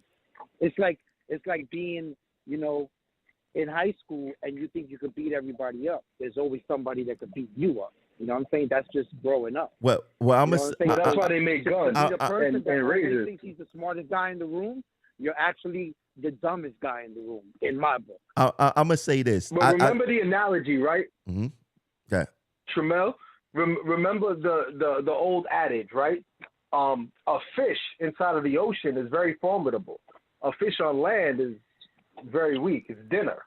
So I would suggest that the people who ever want to be in a forum of wherever intelligence is relevant, and I liken it to, well, if you're in a fire, you'd much rather be with a fireman than a postal worker, right? So the reality in that sense is, yeah, I think that the people who you mentioned have figured out a way to use a certain aspect of information to benefit themselves over people who have chosen to not adapt themselves to a greater sense of things that affect Yeah, you know what that's called? You know what that's called? We're all sitting here at 1 o'clock in the morning. You know what that's called? Well, yeah. That's called going along to get along. Right? Now, No. In that sense, I'm talking about right now, exactly there's four of us having a conversation at 1 o'clock in the morning about our future, right? Mm-hmm. The same willingness to have a conversation and communicate about the things that affect our lives, a lot of people could care less, because the value that they see in certain parameters of this job are beyond them. It's not worth their effort. How many people have ever even considered looking at their contract? Now, you can suggest that, well, they elect people. Hold on, you elect somebody to do that for you, but then the person you elected, you never even vetted enough to question whether or not they would have your best interest.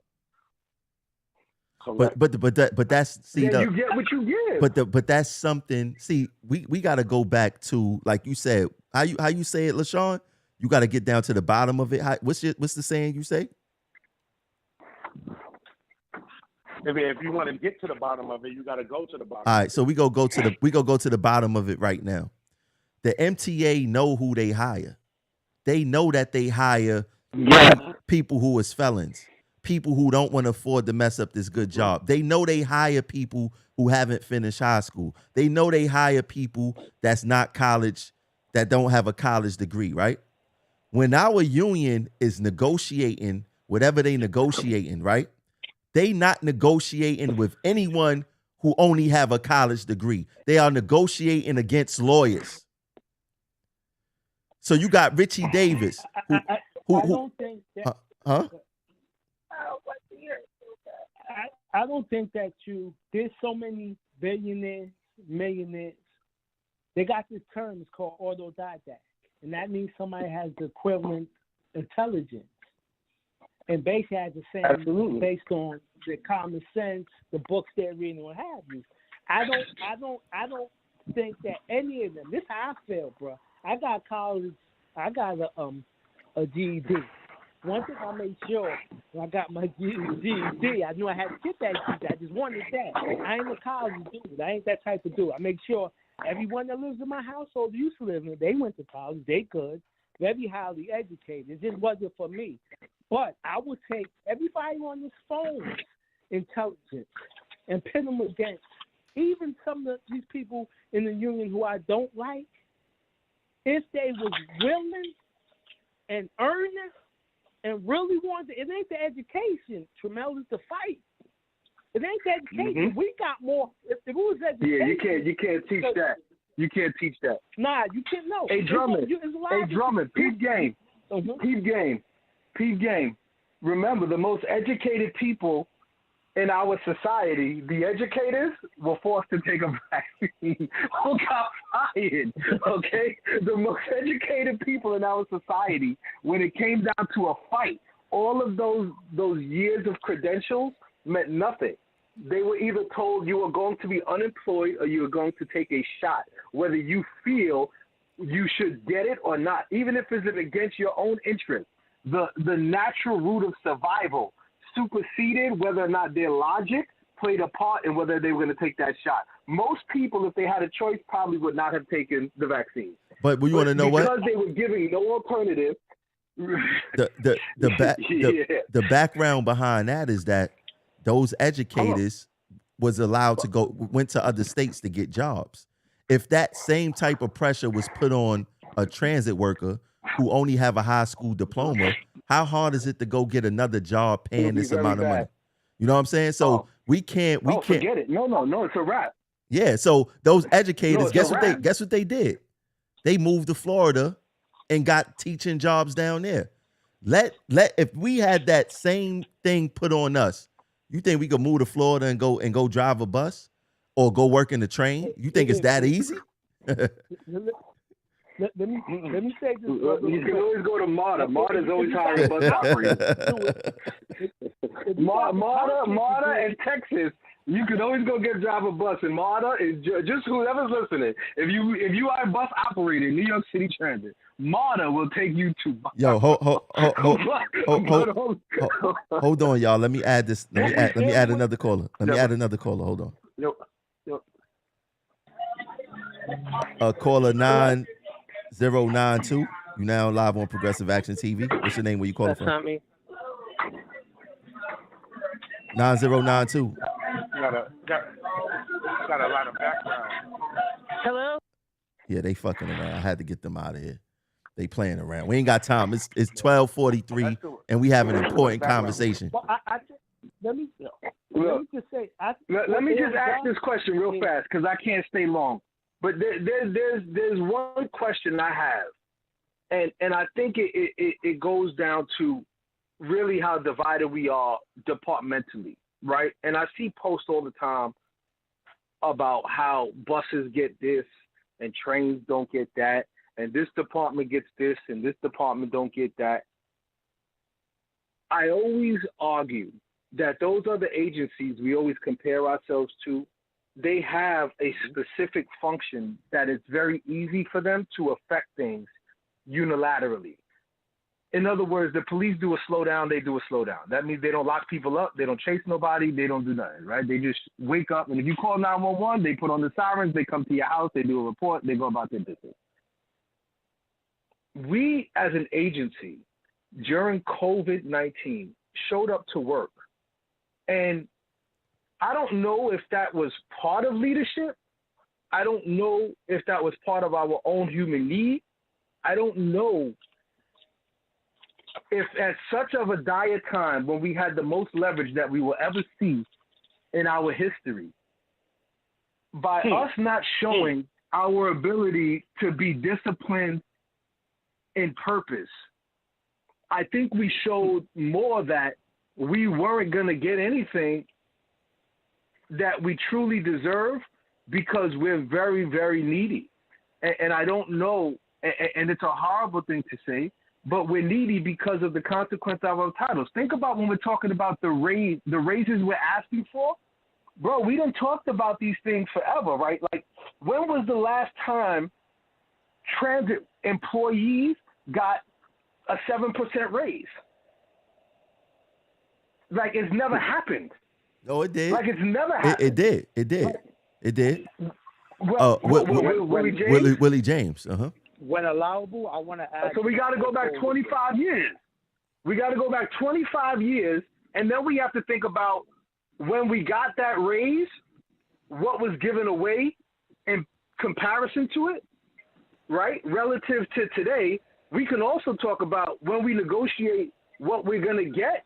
Be very, very careful, because there are things they're going to sneak in there that they're going to take something away from you. You might find out 8 years from now, right? You might find out when you're going to retire that extra 2% meant that you get 10% less in 6 years.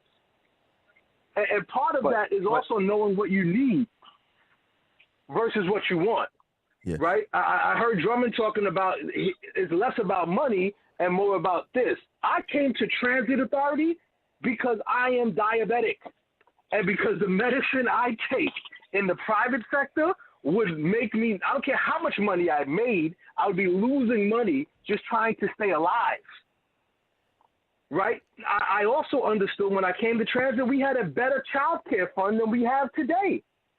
Both of my kids had child care vouchers, went to summer camp at Camp Oasis at Brooklyn Bridge Park. I had vouchers for my daughter's daycare and my son's after school. Those are non-existent now. Now you only get $1,000 a kid, and you're eliminated for the other kid, and you have to go to either Camp TWU or they give you $1,000 towards a camp that costs $3,600. So we're losing, and that always was my argument before I ran an election, that when the people we ran against inherited this union, they got it with a surplus. And ever since I've been on this job, everything has been depleted. And it bothered me that all of the spoils went to the people prior to us, and everybody else just keeps meal piecing us, while all of the great things of this union keep getting traded away, but the people who actually are negotiating them have lost nothing. That's so then when, but then that's because we have become more comfortable with crumbs. And you believe that the crumbs give you a better opportunity of life, but you forgot in the process of that, you're working harder for the same things that they got for less work. Mm-hmm. Everybody, I don't think working harder. Hold on, y'all. Wait. Let before I want Torres. Torres wanted to get something in, but before I get him in, let me get this new call up. Let me get this new call on. Then we go get to 9092. Yes. What's your name? Where you calling from? Yes. Hello, good evening. This is Lucy from Brooklyn. Okay, This is Lucy from Brooklyn. Can you hear me? Yes, I hear you loud and clear. What's on your mind? So I won't take too much of your time. I work in the restaurant and music industry. I've been in the restaurant industry. I started as a dishwasher / food runner in a Michelin restaurant, and I've been in this industry for 12 years. My parents are also in the industry. My father was a school bus driver before becoming an Uber driver, and then he died of a heart attack as far as complications with diabetes. I grew up in a Christian conservative household, and it wasn't until Trump that they decided to change their mind and decide, oh, this is an ungodly man and we should follow someone who's more for the people. And I say all that to say, I think a lot of the fundamental issues that we are seeing as like the working class is socio-psychological, meaning there is a generational trauma in being literally worked to death and being made to believe that we are not worthy of more rights and literal civil human rights that the rest of the world has already had, because it has been beaten into us, you know, proverbially beaten into us, and sometimes physically beaten into us, that the best goal that we'll have is either magically becoming a billionaire one day or becoming part of the managerial class. And when we talk about strikes and the nature of unionizing, or even on a simplistic level, just like class consciousness, what tends to happen is that adversarial nature between ambition and working with the people who you've worked with, who you've sided with, who you've sweat with, who you've bled with, etc. There's an adversarial nature between the ambition to get into 90 seconds with the goal of eventually being the like magical millionaire, billionaire, whatever, right? That shit has been, it's part of my language, that has been quite literally beaten into us. Let me ask you a question. Like, Let me ask you a question. And sociological, and also, hold on. I just have one last thing to say. Mm-hmm. And we all think that we're all eventually going to become the superstars of the company, 60 or the seconds superstars in the real world, especially with social media. And what I've found within the service industry, we have the most reason, along with the nurses, along with the supermarkets, along with the delivery drivers, along with transit workers, we have the most reason to unionize and to have class consciousness. But like, just using the service industry as a paradigm here, right? A lot of us do not want to lose our rich regulars. We don't want to lose the favor of our managers. We don't want to lose the favor of the company in favor of more rights, in favor of more access to resources. And so we're willing to betray ourselves the same way people in Kansas are still willing to, or Kansas or Kentucky are still willing to vote for Republicans, 10 even though it's seconds against our own best wishes. Does that make sense? No, it makes perfect sense. Let me ask you, are you a millennial? I'm sorry? Are you a millennial? Absolutely, yeah. Yeah. 1990. See? It's a different type of conversation with the millennials, Kemp. It's a different type. What's the difference? My interpretation, before I forget, I'm going to forget. I got to say it, I'm going to forget, man. My interpretation, and this is going back to something I saw on Facebook the other day real quick.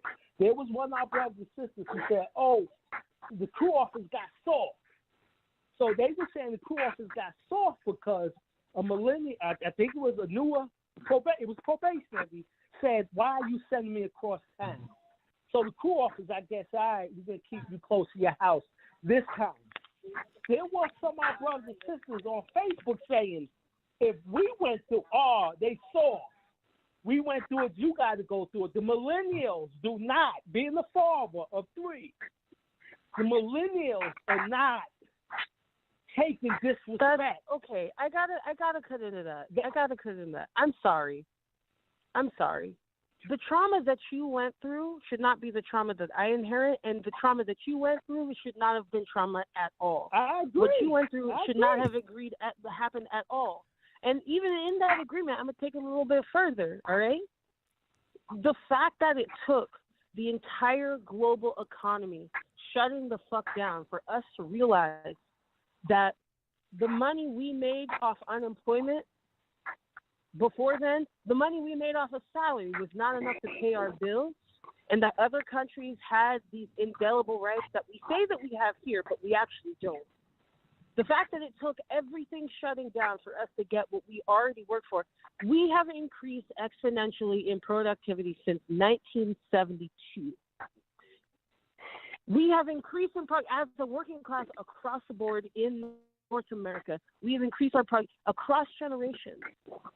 So regardless of whether or not it's a family or an individual or a single person or somebody just fucking around and finding out, the promise of this country is that if you work hard, you will get something. We've never worked harder in our lives, and the pandemic showed that, especially when everything shut down, we worked even harder, and literally through sickness and health, as if we're married to this economy, we worked harder than we've ever worked in human history for money, for capital, and we are making less money.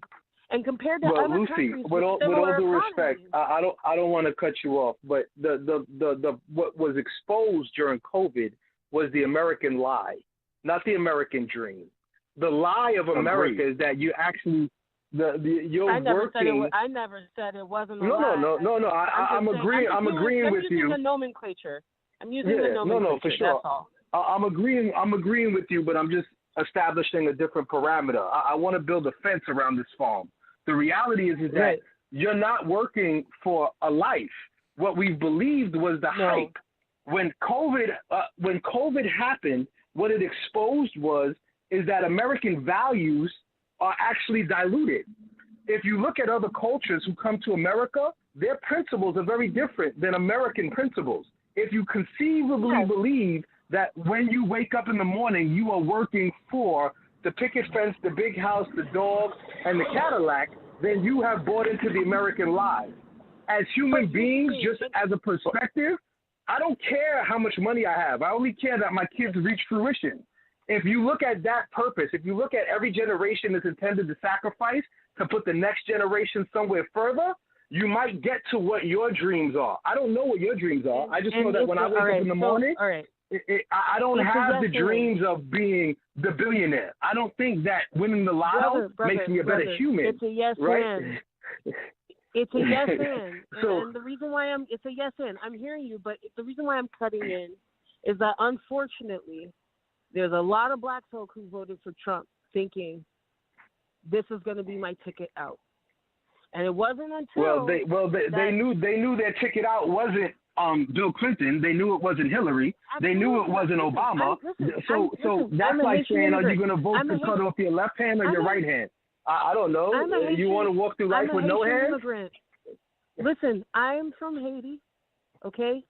And we literally helped America and France reach freedom through their revolutionary movement. And our payment for freeing ourselves was paying reparations back to France for lost slave wages up until 2007, which is also assisted by the Clinton administration, the Bush administration, and then it wasn't until after Obama, who fought against it, signed off on letting us free of our debt to France.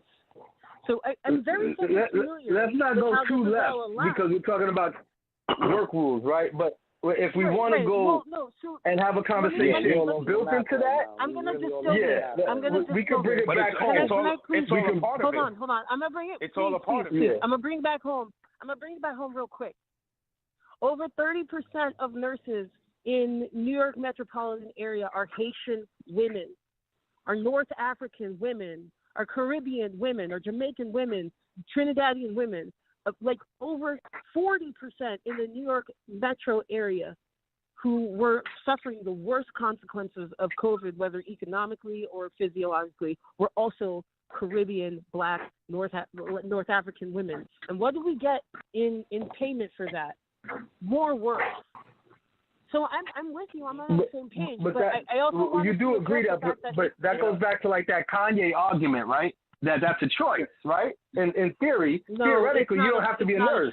You could have been a contractor. You could have been a construction worker. We're quoting somebody who literally said no.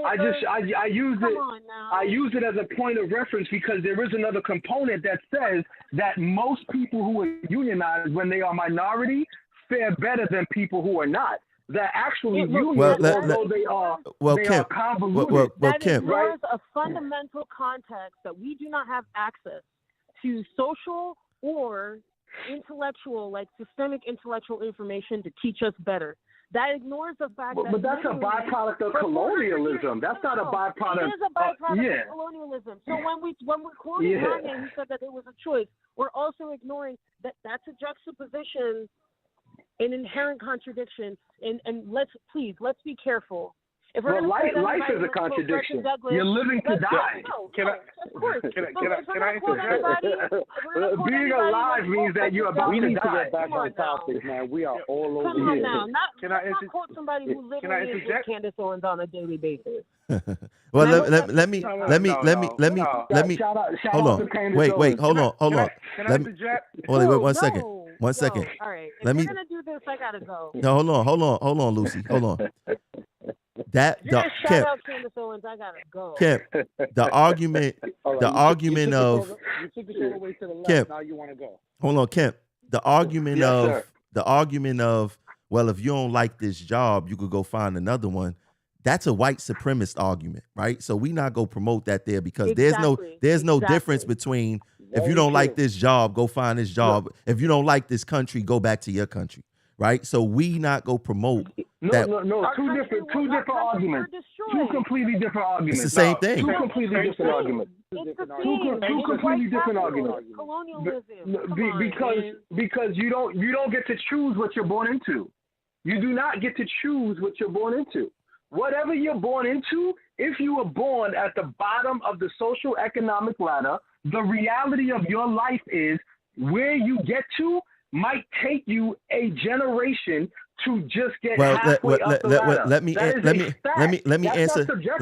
answer that for you, right? Because we can't. If you want to talk about that type of system, there's no rich people working as conductors and train operators, right? So whatever you born into or whatever but that you goes born. Back to Lucy's argument. No, but, are you? Why does rich have to be the standard? I don't even know what that means. No, but what does that mean? Because it means something.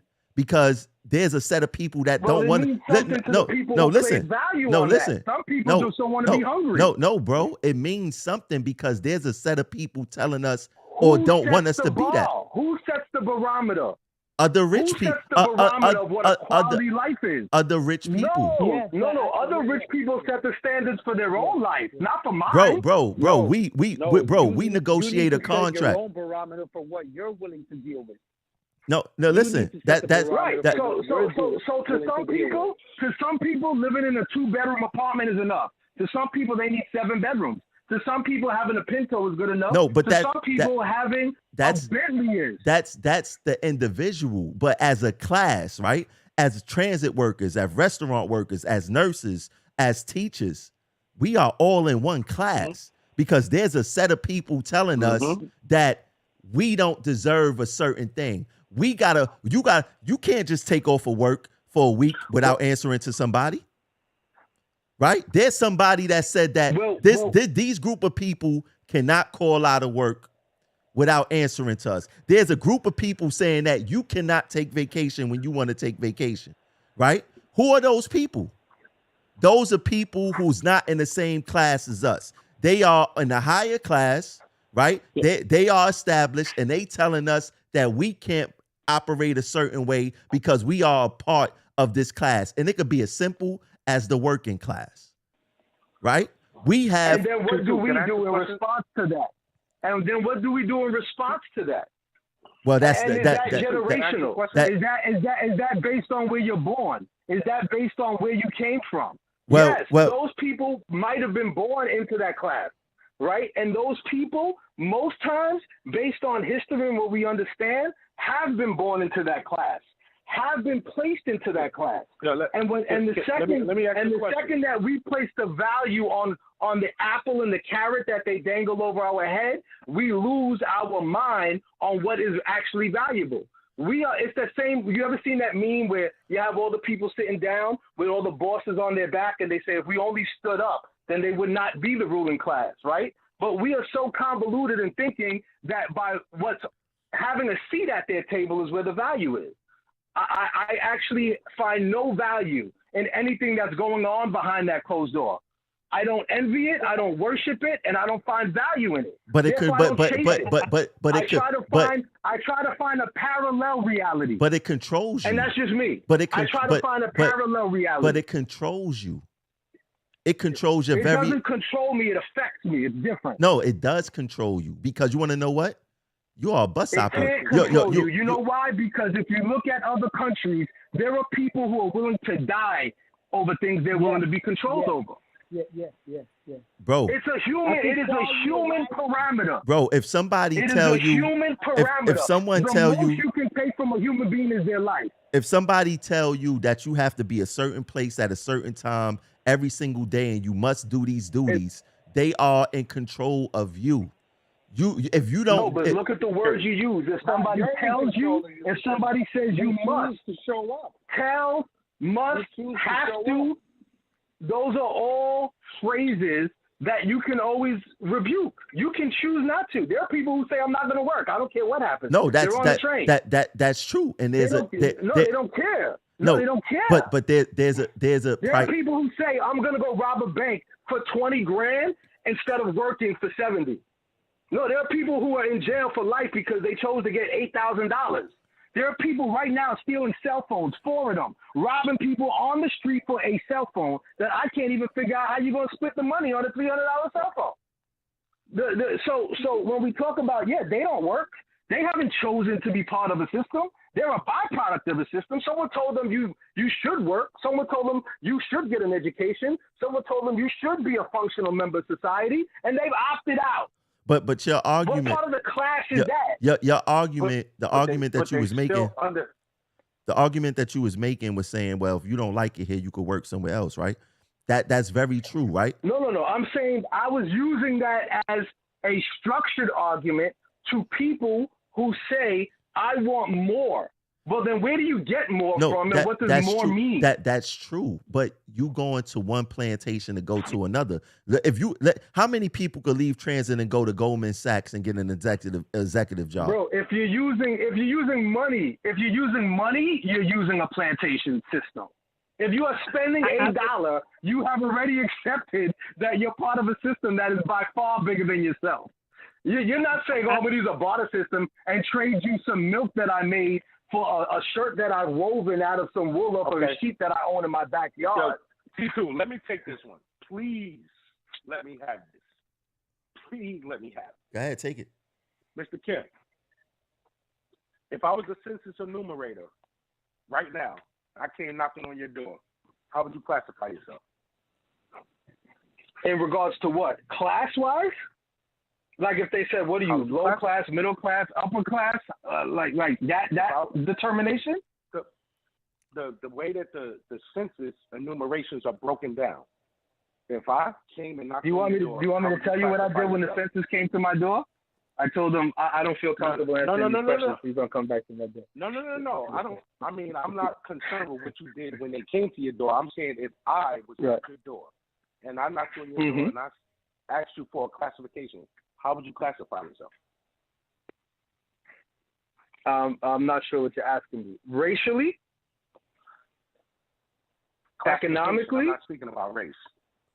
Yeah, so be specific. Be specific. Don't be around. I mean, be very specific, because you came to my door. You asked me a question, right? What is your question, sir? At my door, am I black? Is that your question? Black, white, Hispanic, non-Hispanic, white, other. I'm gonna give you the answer Obama gave them when he said, "I'm black enough to not get a yellow cab in Manhattan." No, that's whatever that means. If you're putting people in chains for their color, then I'm that. No. Is that clear enough? What you're doing, you're tap dancing because you were speaking about a structure. So I want to know what. Brother, listen. I am black. I am back. I am black. I am a black man. Yes, that is what I am, and that is because of what I was born into. That is what I reflect on, and that is the consequence that I live. I identify myself as a brother in suffering with the same people in this country who suffer the same way I have. If you want me to ask you definitively how I find myself, I always determine what I am by what I see my children as. Okay, and I raise my children and protect them as if they are people of color in a world that dictates to them what their reality will be based on their color. So when I strengthen my children, when I speak to my children, and when I identify them, I forget about who I am and who I want to see them as. So when we talk about class, when we talk about culture, when we talk about perspective, when we talk about economics, I don't care about my own life the day I became a father. I only think about the next step. So I don't see myself as a transit worker because I think about Alexander Kemp. I see myself as an ends to a means to an end. I will do whatever it takes to put them somewhere that doesn't have to make them feel the way I felt coming up in a world that treated me the way that they treated me. How do we do that? Yeah. We try to reimagine the world. I don't care about what the reality is. I have a vision of what I see the future as. What am I doing to dictate that future? I already know what the world is. We already identified the consequence of our reality, but what are we doing to shape the future? Are we accepting it as just a byproduct? Are we saying that this whole system is just so damning that there is no bright spot? In my heart, and that's just how I function off of how my heart feels, I truly believe there are greater things beyond what the world tells me. So I don't limit myself in that view. I don't see in that scope. And I understand what everybody said here today. That still doesn't change the reality. Of course not. But in some ways, you have to have some of that dreamer in you. I still believe that I can change things at transit, or else I wouldn't be here. Because it doesn't benefit me to do that. Mm-hmm. Definitely. And I just believe that there are more people who are looking for leaders. When I walk into these depots and I speak to people, you know what I speak to? Their spirit. There is a spirit of humanity that's all around us that's dying for someone to say, yo, just speak to that. Just speak. It can't be dollars and cents. Some of it has to be, if it ain't right, it ain't right. But if them goosebumps move you, then just stand with me. I might not know what's on the other side of the fence, but I'll be the first one to climb it. I don't care. I'll climb on the other side of the fence. If there's a dog on the other side of the fence, a bullet on the other side of the fence, guess what? Don't climb it. Because you just found out what I found out. But do you think that your children can do it as a minority or as black children? My brother, I believe that one day we'll all be dead. And if I waste my time thinking about my children or minorities or black children, I've already lost the fight. Brother, we all gonna die. What you wasting your time thinking about what you are? Think about what you could be. I don't give a fuck about being black. That shit is a joke to me. Black's not even a color. To what? I'm not black. It's a classification. I agree. It's a depiction. It's a depiction of someone else's view. It's a depiction of someone else's view. So when you ask me, if you came to my door and asked me what I am going to answer to you, a person asking me a question about myself, I would dismiss that notion that you don't have the authority to ask me anything. Well, Therefore, I don't have a responsibility to explain it to you. I'm gonna just say this. And not you specifically. I'm saying like that spirit right there, it's my fight. I think we don't have enough people willing to fight and not have the popular idea. Sometimes you might have to be unpopular to be right. That's a fact. I go through it every day. And I just want to make it clear. You just described Chanel right now. I'm going to just make it clear. I don't care about the black thing. I'm just not. Listen, hold on. I'm just not a Negro. All right? I'm not a Negro. Don't classify. No, we don't want to be that. We don't want to be that. We definitely don't want to be that. I'm not. And that's K-N-E-E-G-R-O. Yeah. Not even a W. That's K-N-E-E-G-R-O. I know Negro. But grow. Hold on. Torres, I know you've been I know you. Wait, hold on, y'all. Hold on. Be people of color. You don't want to be people of color either. And you damn sure don't want to be black. You don't want to be any of those demeaning terminologies. All right, hold on. Let's wait. But Hold on. I really don't want to be hungry. Hold on, guys. I don't want to be hungry because that's the worst feeling in the world. Hold on, guys. Torres, you've been waiting for a while. Say what's on your mind, my brother. Honestly, bro, I'm being totally honest with you.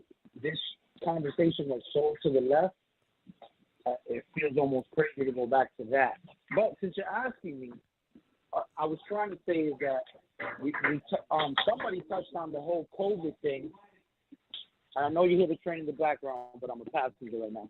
So you know, the whole thing with the COVID, what it did to me, being on this job for 7 years and then going through the whole COVID thing is, you know, somebody said, oh, everybody came to work. I stayed home for a month and a half.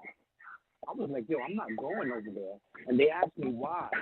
So what do you mean? What do you mean you're not coming to work? I'm like, because I tested negative, so why would I go over there to get the disease and test positive? That's why I'm not coming. You know what I'm saying? That's number one. And number two, it's like, yo, this COVID was like opened my eyes to this union, and it showed me like, yo, guess what? We only give a fuck about your dues. We don't give a fuck about you. Because I'm sitting in my house like, one of these cats are going to call me and be like, yo, we see you haven't been to work for a month. You all right? Like, what's going on?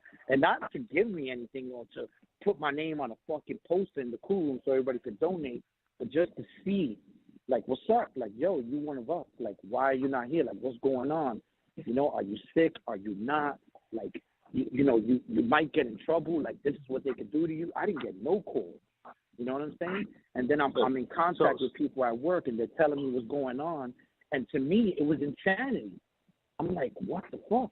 And then I'm talking to people that I used to work with in the construction trade, and I'm hearing what they're going through, and all the foremen, everybody's like, stay the fuck home. Fuck that. You know what I'm saying? So it's like, I'm coming from this side of unionism, and now I'm over here, and I'm like, what the fuck is this? And I thought, good, like, yo, I'm coming to TWU Local 100. We got the city by the balls. What, 40,000 deep, and we moved the city? Yo, that shit means nothing, bro. This shit was a disappointment when I came here. So Torres, question. You said you had a month and a half off. Yeah. Right? Okay. Yep. I took a month and a half. You took a month and a half off. How many masks did you pass out? How many what? How many masks did you pass out? You say how many what? Because this is about accountability. Did I pass out? How many masks, hand sanitizers, gloves? How many did you pass out? Did I pass out? 6. You passed out 6 masks in a month and a half, so you passed out 1 mask a week, right? That's about 6 weeks? No, I passed out 6 every time I got in the car with my family and we had to go somewhere. He was taking care. He was taking care. He was taking care of his family. He was taking care of your family. I'm sorry. For those that still decided to be at work, how many of them did you help? Trust me, I'm getting to a point here, and this is one of the things that affect I'll answer the your question. membership. 0. 0. I answered your got question. It. The answer is 0. Well, let me ask a question. How many people stopped driving a train and said, I'm going to move this train, even though they told me I might die coming to work today? How many people waited for someone to tell them about a bad idea? You see, where does personal accountability? I'm not talking to you, Brother Torres, right? Because I'm just saying in buses, right? In buses, we took a lot of provisions for the people who went to work. Motherfuckers roped the back of that shit off themselves. Motherfuckers said, you ain't coming to the front of this bus. You got that. If I'm going to be at work, if I'm going to be here, we going to have some parameters. And guys took it upon themselves to affect change to the point where they had to go to free service because nobody was coming through the front door. Free. I think buses dictated that. Buses took that onus, and because I don't want to tell people what they got to do to survive. Because people have their own reasons for why they came to work. And I don't want to chastise them. But I do want to say that action sometimes, Tremelo, let's talk about it, be the change you seek. You be sitting around talking about, my rep. Your rep? You going to let your rep or your manager or your boss tell you whether you're going to be alive tomorrow? I mean, like when does your own need for survival take place? I was the only one who refused to drive a bus in my depot without a partition when we went back to front door boarding. That's a fact. You had a whole depot of 700 people. I was 700 people looked at me do it every day. And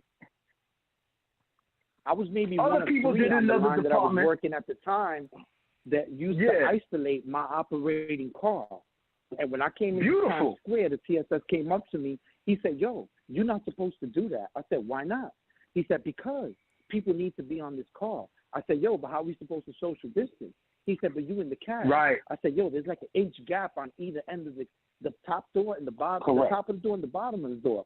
And I was like, "You're a TSS, so you know that the air circulates from within the cab, from within the train where the passengers are into our cab. So we pretty much get exhaust from the passengers into us. That's how the circulation on the R62 works."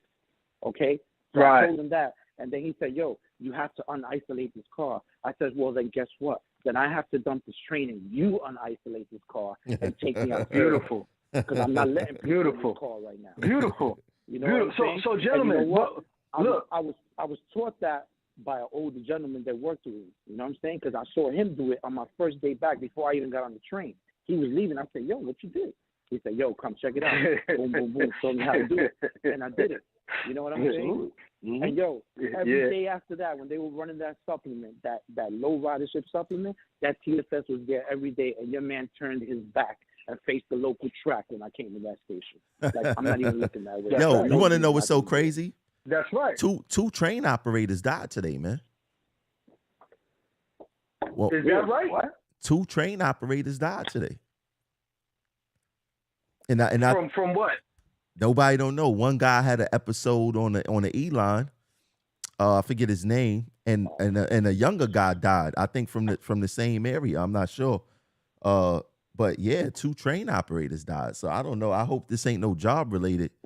You know, something being passed around or something. But I find that to be ironic. Well, don't you see how many people is dying of heart attacks? Young people. You know, we still don't know the byproducts of the vaccine and how it affects you. Mm-hmm. And listen, we talked about it, right? Yeah, we do. We do. That was the reason. That was the reason why there was no lawsuits attached to it, and that's why it's still in the trial phase for 12 years. But listen, I think this conversation is more about people being willing to have conversations that are uncomfortable, showing respect for each other's opinions and voices, and finding ways where we can find a common ground, a commonality on the things that really matter to us. I think all of us on this line tonight agree that we are the outliers to a sheep mindset, that you have to look beyond whatever the status quo is to get the contract or the benefits we deserve. There needs to be a swell of these conversations taking place in micro locations to actually breed the bigger conversation. But we have to agree that there has to be something that we're willing to challenge the reps for on the lowest level up to the highest level. They use the lowest level of the reps to push the lie. I mean, what we believe to be true, I think everybody here is very passionate about the fact that we are getting less than we should have based on the power that we should represent. That our power is not matching our output. Yo, that was right. That was my biggest misconception when I came here. Like, yo, great. Who can we put up there to harness this power? Because you can't tell me there's not a power, bro. We could be all dummies, bro. There's 40,000 of us, my man. Yeah. You know what I'm saying? No, Guess that's what? a fact. Just no, say, that's a whole fact. Everybody on the A book off sick today. You know what would happen to the system if the A train couldn't move? If the 2 train couldn't move? Fuck the whole system. One line. One motherfucking line. What would happen? But what would happen? Yeah, the shit would and be the thing is, you don't even have to book off a whole line. I've seen the D dismantle off of 3 crews. Dismantle. Could you imagine if we go? I've seen it all over the place. Could you imagine if we go back to Liba House? We go back to Liba House. That's what we need to do. Let's go back to Liba House. Bring the problems to their doorstep. 3 crews. Look, it got quiet. Look,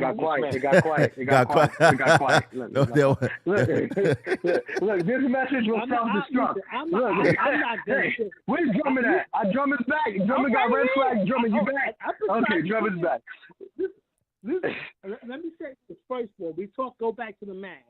the big issue, everybody, what Craig's talking about, what Torres talking about, what you talking about, what Tramel always talking about. There was people who were scared to put the mask on. So they was willing to, no, they was waiting for the CDC to tell them what to do. I think I heard they were scared. They were scared to put it on. And we talk about their lives. They were so scared. They were risking their lives when this first started. So all this, yes, you can't. You go in the crew room. You talk to 20 people. 10 say they can do it. 5 don't want to be involved. And you got to look at other ones who going to go back to management in the town. What you talking about? To begin with. Exactly. So we have a collective low self-esteem here. And it ain't about what you were saying, Kim. I don't look at it like that either with money. Quality of life and what people think is a necessity, money-wise, are two different things. Brother Drummond, ain't nothing more important to me than taking it personal at the end of a line. Ain't nothing more personal to me than having a quality lunch. And not because I think it's a concession to my employment. It's just more about there are parts of my day that I am taking for me. There are parts of my day that don't belong to nobody. And I'm never, ever willing to concede that because I understand that we are all living to die. So take a moment for you because that moment could be your last. Why would you want to waste it? Shucking and yucking. It is a psychotic. What is the definition of crazy? Right? Insane. Doing the same thing and looking for a different result. Insanity. You're insane. You are absolutely insane thinking that working harder, doing more with less will get you more. Absolutely not. Well, listen. Kim, can I build on that? Can I build on that, T2? Go ahead. Can I build on what Kim said? Now, you said there's a time period where you don't want anybody telling you anything. I may have misquoted you, but check this out though. We work for 8, 10, 12, whatever our run period is, but are we not on the job 24 hours? We may be on a shift for 8, 10, or 12, but are we not always on the job? Bro, I ain't on the job 20. I ain't on the job 24 hours, bro. Yeah, listen, brother. Okay. I get it. I get that I can lose my job 24 hours a day. If I get into a situation outside of my 8, 10, or 12, I do have to report it to the MTA. So that means I'm on the job. You're accountable 24 hours a day, but that don't mean you working. You're accountable 24 hours a day. Yes. You are accountable to the person who hired you. Yeah. But this go. Well, listen, there's rules and regulations, right? I'm building with you, right? You get a license. You get a license. You pay taxes. You get a mortgage. You fill up your car with gas. I mean, everything has rules. In any structured society, there are guidelines. You can deviate from those guidelines, but there are consequences. Correct. So if I'm doing this for the pay. If you getting paid 37, 38, 39, 40, whatever, $44 an hour. Well, we ain't getting paid over 40, but whatever it is that we getting paid, break that down into 24 hours, and you will really see how much we getting paid. You know where I'm going. Without question. You know exactly where I'm going. Drummond knows where I'm going with this. For sure. But one thing we have to do is, gentlemen, I don't think any real action forward can be done without women. I know we have a lot of men here, but I think maybe one of the things that are overlooked in labor is the value of women. I don't know if you look at other places who are leading a lot of these strikes and who are leading a lot of these movements are women. I think a lot of men have become dormant and docile. And that could be there's a whole nother conversation about what has led to that, right? When we talk about millennials and what men actually do and what they're willing to do and, this whole Doomsday generation / Xbox Oculus generation where people want to live in fake realities, right? I don't know what that is. But the one thing I know for sure is that anything that is going to be tangible has to be done on the ground. It cannot be done in this imaginary. There has to be real life consequences. So whatever is going to happen, that energy, it can't be facilitated through a phone. It can't be facilitated through a Zoom. It has to be done in the quarters. You have to get to the people. And transit has done a masterful job at keeping us separated. That's why you never really see people together. That's why you never really communicate that way. That's why you never really have those groups. Drummond touched on that maybe a month or two ago.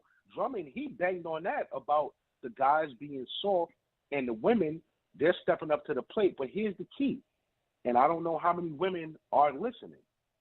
They don't want to do this. They are only doing this because they have to. They feel like they don't have the man leadership. They're looking at a bunch of males. And I'm not going to front. I agree with them. I walk around every day, Brighton Beach, Bedford Park. I see a whole bunch of males, whether I'm at Lefferts or wherever. There's not a whole lot of men here. That has left the building a long time ago. Okay? So we have to step up as men, for those of us that are men, as Drummond said maybe a month or two ago, and we have to lead this fight with boots on ground, as I expressed to T2 in the last broadcast. It's gonna have to be. Well, let's put this in. Let's put this in perspective, man. It people think that it's gonna take 1,000 people to make the change. I'm one person. Nope. I'm one person, right? And I think that I do a damn good job of fighting the TA. Could you imagine just 10 of me? Damn good job. Just imagine 10 of me, different departments. The MTA wouldn't know what to do, right? So it wouldn't take much to create the change that we want to see. It's just that people gotta make up in their mind. They gotta put in their mind already that, look, this may be a job that I'm gonna go retire from. Because at this point, when I made the decision to do what I did, I already made the decision to say, I don't care if I get fired or not. I'm not gonna make it easy for them. I'm not gonna lay down and say, hey, come get me. No, I'm gonna fight. But I know that I could be a casualty of war, because nobody going to a war, no military person going to a war saying that there's a possibility you going to a war, it's a possibility you may die. You may not make it back home. Right? But that's the chance that you take. You jump out the plane. That well, something that I learned, P, when I was in the service was, it's not about you dying for your country, but making the other MFer die for his. But at the end of the day, I'm quite sure the other person that want to die for his, he got plans of making it back home too. Right? But you know, when you enter a certain war or a certain situation, there's a chance that something negative may happen. When all these people selling drugs in these communities, the byproduct is that you may go to jail. You may go to jail for life. You may get shot. You may get robbed. Right? So whenever you engage in, there's a byproduct that a lot of people don't talk about. But if you really out for it, then you gonna be like, yo, I don't care if I live or die. I'm gonna get it. I'm gonna go out there and get it.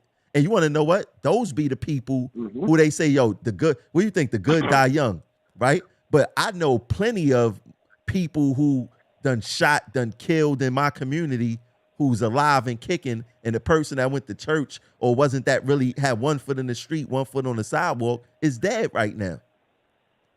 The person who made the choice to say, that's the whole fact.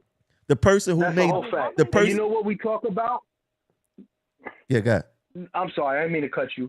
You know we talk about like all right, you're a rep, right? And you go into certain places and they're like, yo, Kemp, what we gonna do about this? What we gonna do about this? And how we gonna get this? And yo, what we gonna do? I said, listen, brother, sister, I want to be very honest with you. I am willing to do anything. Are you? Are you willing to get suspended for 30 days? Are you willing to not wear that Yankee hat tomorrow and them Jordan? Are you willing to not have a lunch for maybe 6 months? Are you willing to not go home 4 hours after your shift ends? Because if you're not, we have a very limited conversation, because it's obvious you're not willing to risk what it takes to get the real reward that you deserve.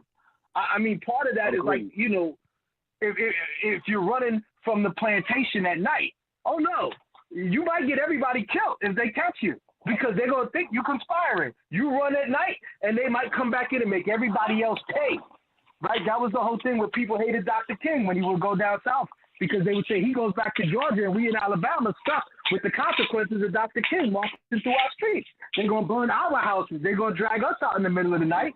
And that's a word called a rebel rouser, right? And they have very specific treatment for rebel rousers, right? They fire you. They put a label on you. They say, don't listen to Kemp. Kemp will get you fired. No, for sure. You might get fired, but you might get respected. So what means more to you? I don't know that. You know what's crazy? It's the union that says that. Yep. You aside, not talking to you, brother. Now, everybody listen. This is a union rep. Real union rep. That's why this is what a union rep sound like. A real one. Right. Let me just say this. That is funny. That is funny. They the passive one here. But listen, you just brought the Dr. King. You just brought the Dr. King, brother. People was dying. Our ancestors and elders. You could see you ever watch Eyes on the Prize? You see people shaking, literally shaking. Kids, houses get burned down. Got to go into hiding. And that life is going on. How many, we see the nurses, they had that sick out in Jersey, New Jersey Transit. You had the railroad step up. How many people, how many groups, unions are we going to watch stand up for themselves while we cower in the background and do nothing?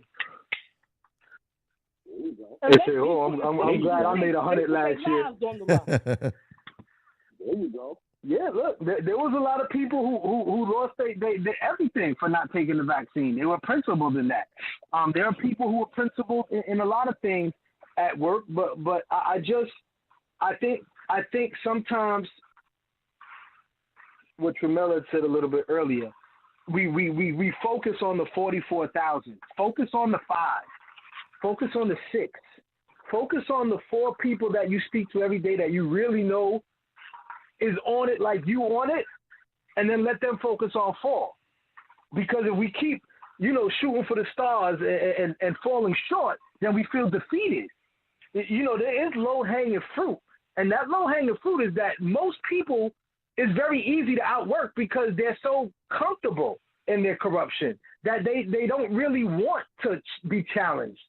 That when the second you start pushing the envelope against corruption a lot of time buckles, because it's relying on a system and a structure. And if they deviate from that, they get very, very weak.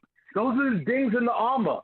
And a lot of those have been chipped away over the last 7 years, and we know why, right? Because there's been an aggressive movement pushing against that ideology.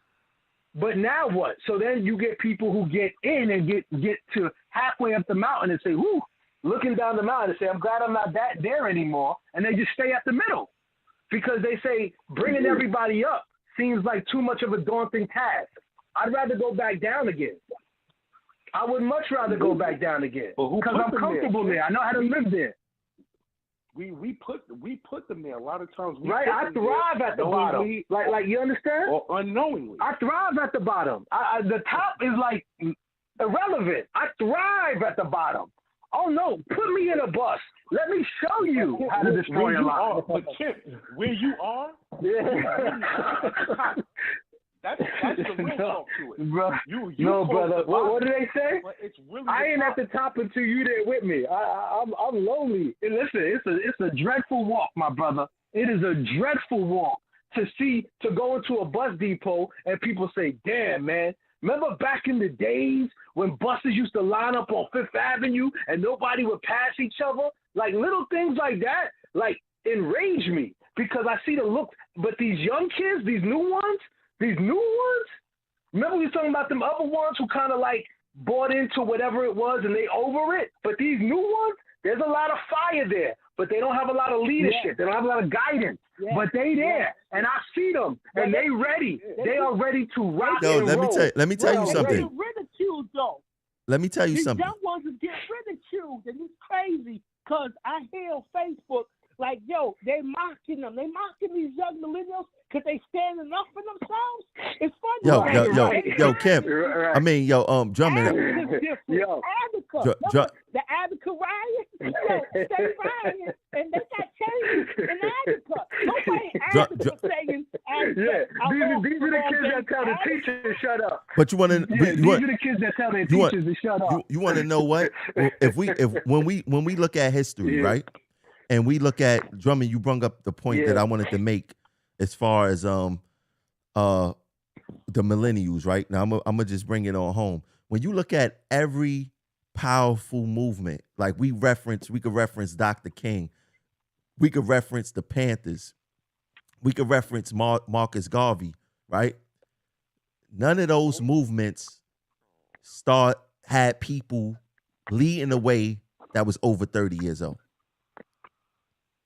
Facts, even the union, even the labor movement, young. Listen, right? None of them. So in order for us to move our union to that next phase where we really need to be, it's gonna take not a Tony Utano who's 50, not a Richie Davis that's 50 plus, like not a Witchard that's like 60, not a Latanya, right? It's not gonna take not a Chiarello who's 50 some, right? It's not gonna take none of them. It's gonna take the millennials and 80s babies. That's who's going to have to lead the way here, especially the millennials. The millennials go get to a point where they don't care. They be like, I could go find me another job. I had a supervisor come up to me today and say, yo, my daughter, she just got hired as a cleaner. He said, yo, my daughter had a problem with a dude in the station and she's ready to quit. She said, yo, Dad, I'll just go find another job. He said, yo, you leaving a transit job because you had one incident that wasn't really nothing? She's like, yeah, my friend quit last week. I don't got to take this. I go find another job. People are looking at transit jobs. At the transit meeting, right, Tramel? Huh? What did they say at the transit meeting? At the board meeting? That they said the hardest problem they're having is retaining employees. Is getting people to even want to work here. They can't because they pay us too little. What did I say? What did I say? Yo, if you work at Target, hold on. What did I say 5 years ago? But T2, you got a lot of people saying that this is going to be a job for college students. But they still it's going to be a revolving door. Supervisors, that's their fathers and their mothers. Yep. No, but I already forecasted this. I said this job is going to be for college students, which means that a college student don't want a full-time job. They just need a part-time job to get by. And then once they get whatever they get, they go into another job, right? Because we see what the quality of life is for a transit worker. Just think, yo, what like people say, we talk about the sick leave. Like I'm gonna do a show on this soon. We got one of the most egregious sick leave policies in the city, right? To be considered chronic sick in New York City Transit, you got to have 6 undocumented absences, right? To be in the 70-30, right? You got to have less than 50% of your sick time and show a pattern of absences with less than 50% of your sick time, right? You know what chronic absenteeism for correction officer is? It's after you use 12 sick days, right? For FDNY or for sanitation, it's 12 sick days. The only people that come close to us for a sick leave policy is NYPD. They do the same 6, but they don't lose a day pay after if they don't go sick after they go sick the first day. We got one of the most strenuous sick leave policies here, right? If you look at our quality of life as a transit worker, we spoke about being extra-less, being extra in RTO, right? We talked about fatigue, right? This company do not value the employees, right? The millennials seen the millennials, first of all, they have come up with the internet, right? They are able to get information, process information faster, and know how to spit it back to you faster than ever, right? Because they brains work faster than someone who was born in the 60s and 70s. And I say that with respect because we able to get the information faster. Watch it. Hold on, Drummond. Uncle Drummond. Right. But you know, No, I'm saying, come on with that. I'm pushing something, man. Remember that, man. Come on. but Don't push 50 something back. but the thing is that these millennials, something happened with them that they know they worth. They know they worth. Yeah. It's something with You want me to millennials. tell you what happened to them? Listen, I'm a millennial You want me to tell myself. you what I'm happened the to them? beginning of the millennials to say that. Their parents were better off than their parents' parents were. Right? Each one teach one. I'm a generation better.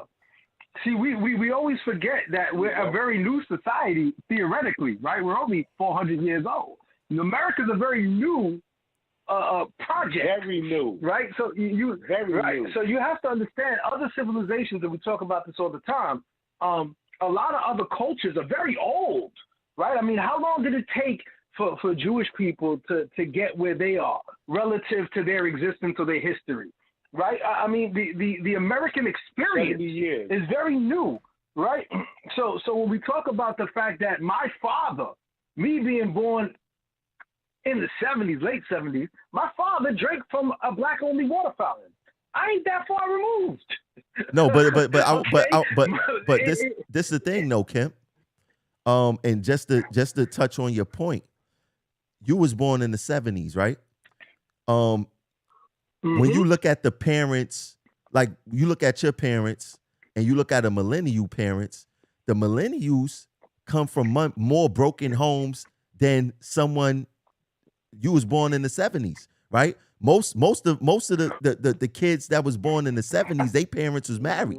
Their grandparents was married. The millennials, they went through the whole crack era, where especially in the black community, they probably even have a positive black role model in a home, on a block. Right? The millennials come from the most broken homes than ever. But there was their glass ceiling. Their glass ceiling was different, right? So think about ours, where we still had like that indoctrination in a certain way. Think about that in our era, right? Michael Jackson was the first black guy to have a video on MTV. Think about that.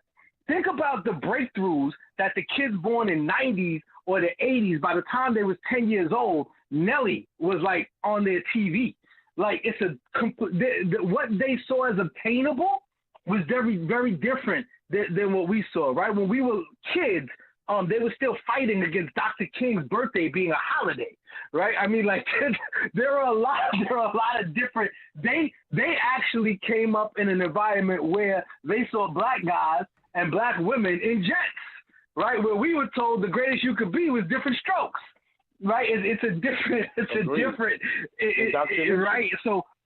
Yeah, we I remember my grandmother used to tell me the worst thing that they ever could have said was that money ain't everything. That's something poor people tell because money is something. It does have value, but that's something somebody would tell their kid because they didn't want them to have a false hope and believing in something that they couldn't get. That's why people tell their kids they ain't no Santa early because they said, well, I don't want you to believe in that because I don't want you to show up to school and say, well, why Santa ain't bring me nothing? Well, he don't love me. You love everybody else, right? So our kids, right? Where sneakers was a big deal to me. My son, this dude don't even care about it. Yo, this dude be wearing dirty sneakers in school, and I'd be like, yo, people don't make it funny. He's like, yo, he don't even care. It's not even a conversation. Like this dude don't even care if sneakers is dirty. I'm like, yo, I would never go to school with my sneakers dirty when I was in junior high school. He don't care how he looks. It's different. The millennials and whatever come after that, they wearing, and I'm talking about like the 90s millennials. Whatever, they wearing hoodies in the summertime, bro. Right. You know, they don't care. Right. They like it's wild different out here. You know what I'm saying? Yo, and even with the caller that Lucy, when she called in, I don't think that she brought it off topic. Yeah. I think that she globalized the conversation. Like she went Right. She went to. Right. No, I appreciated her conversation. Nah, for sure. I do. And I appreciate her passion. I respect her passion. Yeah. And I love her passion. But you know what she did? She triggered me. That's why I got mad at her. She triggered me. It's too late. She can be triggering me at night. You know, when I'm home in my room and it's dark, I get very triggered. Lucy spoke to something that I fight every day at night. When I come home, these are the things I fix before I go back out in the world tomorrow. Lucy spoke to the brother in me. I said, God damn it, Lucy. I ain't even know she was black, to be honest. I ain't know she was black, to be honest. Right. Yeah, well, you know, we all are, I guess. Yo. Hold on, y'all. No. Shout out to my African Americans running Twitter. Yo, look. I listen. To how universal what's going on with us is, man, because at the end of the day, she's talking about the treatment, the classism, the lack of humanity, all that, and everything. No, she's right. For sure. We experienced at transit. Though she talked, right. But you know, no, that's deep. Yeah. How do passengers treat you? Right. How do passengers treat you? Right. Why they talk to you like that? Because they look at you as less than somebody. There's a certain social stigma. And no, everything she said was right. But you know, baby steps, brothers. Baby steps. I mean, look what happened. If the passengers had respect for themselves, if the passengers respect themselves, why would I assault a brother that looks like me? Hold on, brother. That I'm quite sure that passenger. Same reason. Wait, I'm quite sure that passenger that punched the female train operator at Stillwell have respect for himself. It's just that a lot of these passengers, Tanya, when the rich guy, the guy who paid $10,000 a month a mortgage, punched the train operator. Brother. No, but it don't matter. They still look down upon us. I had black people say, "I pay your salary." That's a condescending conversation, my brother. That's a condescending. Right. You pay my salary. You started overall. Yeah, you pay my salary. What does that mean? Let's get to the point. You know what I'm saying? Like, I had black. In other words, I own you. I own you. Yeah, I own you. Exactly. For this $250, I own you. Exactly. For this $275, you don't. I own you. That means I don't care what your policies are. I don't care what gets you fired. You're going to let me off on this corner at this block when I say so because I pay your salary. Yes, and I say no. And that's why, I don't know if you guys are aware of this, there's a storied legacy about how transit workers are actually marginalized by society because you are in essence a servant. Theoretically, you are to provide a service, a form of servitude. And people who are servicers don't get the luxury to talk back to their handlers. Facts. There is no difference as the waiter when you say, yo, listen, this food is too hot, or I asked for medium well, and this looks a little pink. Go back and bring it to me again. Facts. Wait, right? Listen, what they call us. You're not going to get a tip. You brought that up, Kim. Now that you brought that up, yeah, maybe that language needs to change in the contract. They call us. I mean, this is not a contractual thing. This is a city. This is a right. This is a state thing. We are civil servants, my brother. Right now, yes. I mean, you ain't civil leaders. No, yeah, you're a civil servant, right? So that language is bad within itself. But you want to know what? Being who says we uncivilized to be a civil servant? It don't say that you uncivilized. Right. It says and that. Let me say this: I don't find it demoralizing to serve. See, I think that's another component. That's the point also, I'm getting to. There's also been this.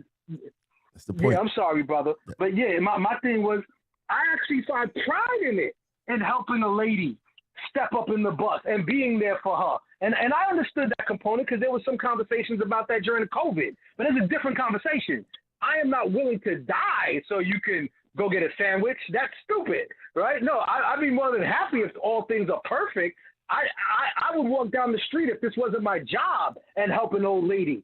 I would never sit down when a woman walks in or a child walks in. They get my seat. That is my nature, right? So a lot of people who work here, it is, if you find it oftentimes, you'll find a lot of like-minded people in your titles because it's a depiction of who you are, right? I actually enjoy putting 4 straps on a wheelchair. It's just part of my nature. I actually care about people. So service to me is actually honorable. I find honor in that.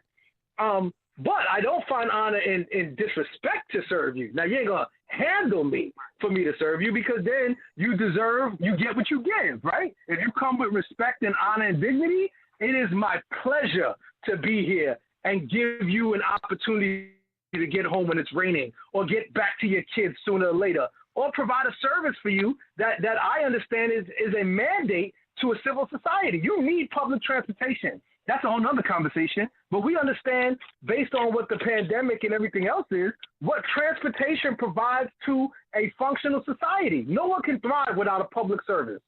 There are many public services that are provided. But then Tramel's argument always was, but those same public subsidies, do you really want to be that reliant on government? Because when government turns that switch, what do you got?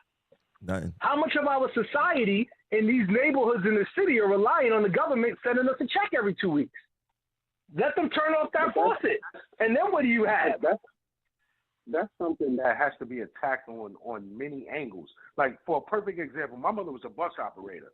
So no matter how many of my friends wouldn't show their pass or whatever the case might be at that time, I'm going to make sure that I did. Why? Because I respected the job that my mother had. So I'm not going to disrespect another bus operator. Right. I mean, at the end of the day, being a public servant or a civil servant don't give the people the right to disrespect us. That's all it comes down to. And even, you know, in the capacity of progressive action, I'm a servant. People call me, I help them. Right? I do this show not because I want to do this show. I'm trying to help people. I'm serving the people. Serving people. I don't even like to call it. I call this philanthropy. This is philanthropy. I believe my time is money. And I don't have to be doing this. I could be doing my 8 and skate and take care of Tramel Thompson. You know, I sacrificed a lot for my family, supervisory positions, being targeted at work, trying to take food off the plate for me, going months without work. I sacrificed a lot. And it's in a serving capacity. I'm serving the members. I never stop. Do y'all guys notice that I've done a show every month since 2016? At least one show every month since 2016. I should be given a fucking Emmy award. Somebody should give me an Emmy award or something.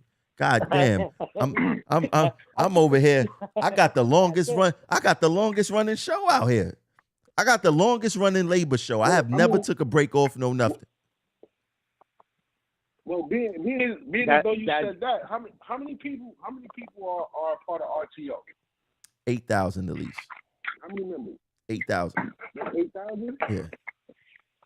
So you have about 1/4 of that subscribes to Progressive Action. Now that could be RTO, stations, whatever. And this is just my personal. Now this is a personal opinion. You should not have to ask for your Cash App to get hit with 3,000 plus people subscribe to you. Nah, you have to. About 3,000 people. I mean, we could use 3,000 people. 50 cents per person a week. Do you know how many more platforms you can hit? Well, I've seen people take collections for our brothers and sisters that died. You know how you see the list of people what they contribute? Some of our brothers and sisters give $1. I mean, we're dealing with a level of, I don't know what it is.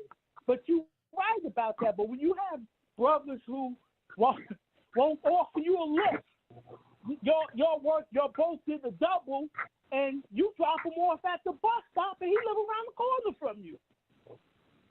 So we got a lot of soul searching to do down here, man. But there's a couple of things about us. They know that. And one more thing before this is my last thing I'm gonna say tonight is we talk about the sister that got punched by this affluent white guy. It was real telling that Jano Lever, our CEO of Chairman of Transit, and Mr. Davies from Boston, they didn't say a word. They had an opportunity to condemn that action, really, and they said nothing. They was quiet about it. Basically say, and they basically, and the media in New York has given this man the pass. Our union giving him a pass Doubling too. down on this whole class thing. Our union giving him a pass too. That's because Lieber. That's because a lot of these guys, they know, oh, okay, yeah, I can hit this train operator, I can hit that conductor, I can hit this bus operator, but I guarantee you, if that train operator, and I hate to bring this up, I guarantee you if that train operator was Hispanic, if that train operator was Oriental, if that train operator was Jewish, the system would have been shut down. You hit one of them, you give them a pass, ain't none of us coming in. Hold on, we ain't got to look far. As a unit like that. We ain't got to look far. Look what happened when the Italian train operator got punched in the face, the female. All the buck stopped. Press conference, everything. When Denal got stabbed up, we only got press conference because of the severity of his injury. And then when the female Italian train operator got punched in the eye, they didn't even invite Denal down there, and it was probably like within he was home and it was fresh.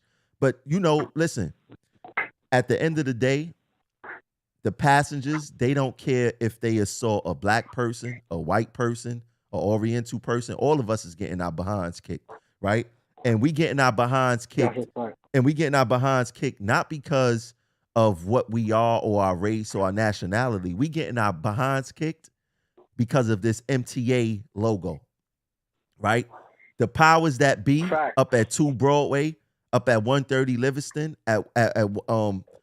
they have created a very dangerous atmosphere for us, right? When as Drummond say, Davies from Boston say that he want to cut service, they automatically blame that train operator, that conductor. When Davies from Boston say due to lack of people to move the train. Yeah, exactly. Their language. I find those things very inflammatory, man. No, it you is. You know what I'm saying? And it's like you putting us out there, and you're announcing it on the announcer in the station due to lack of staff or whatever the words are that they exactly use. The train is delayed because we're doing the best we can with limited crews. Amount of people that we have coming to work. I mean, are you kidding me? They are creating this dangerous narrative on them. When Davies, they are creating a narrative. When Davies, because they're lobbying for the narrative.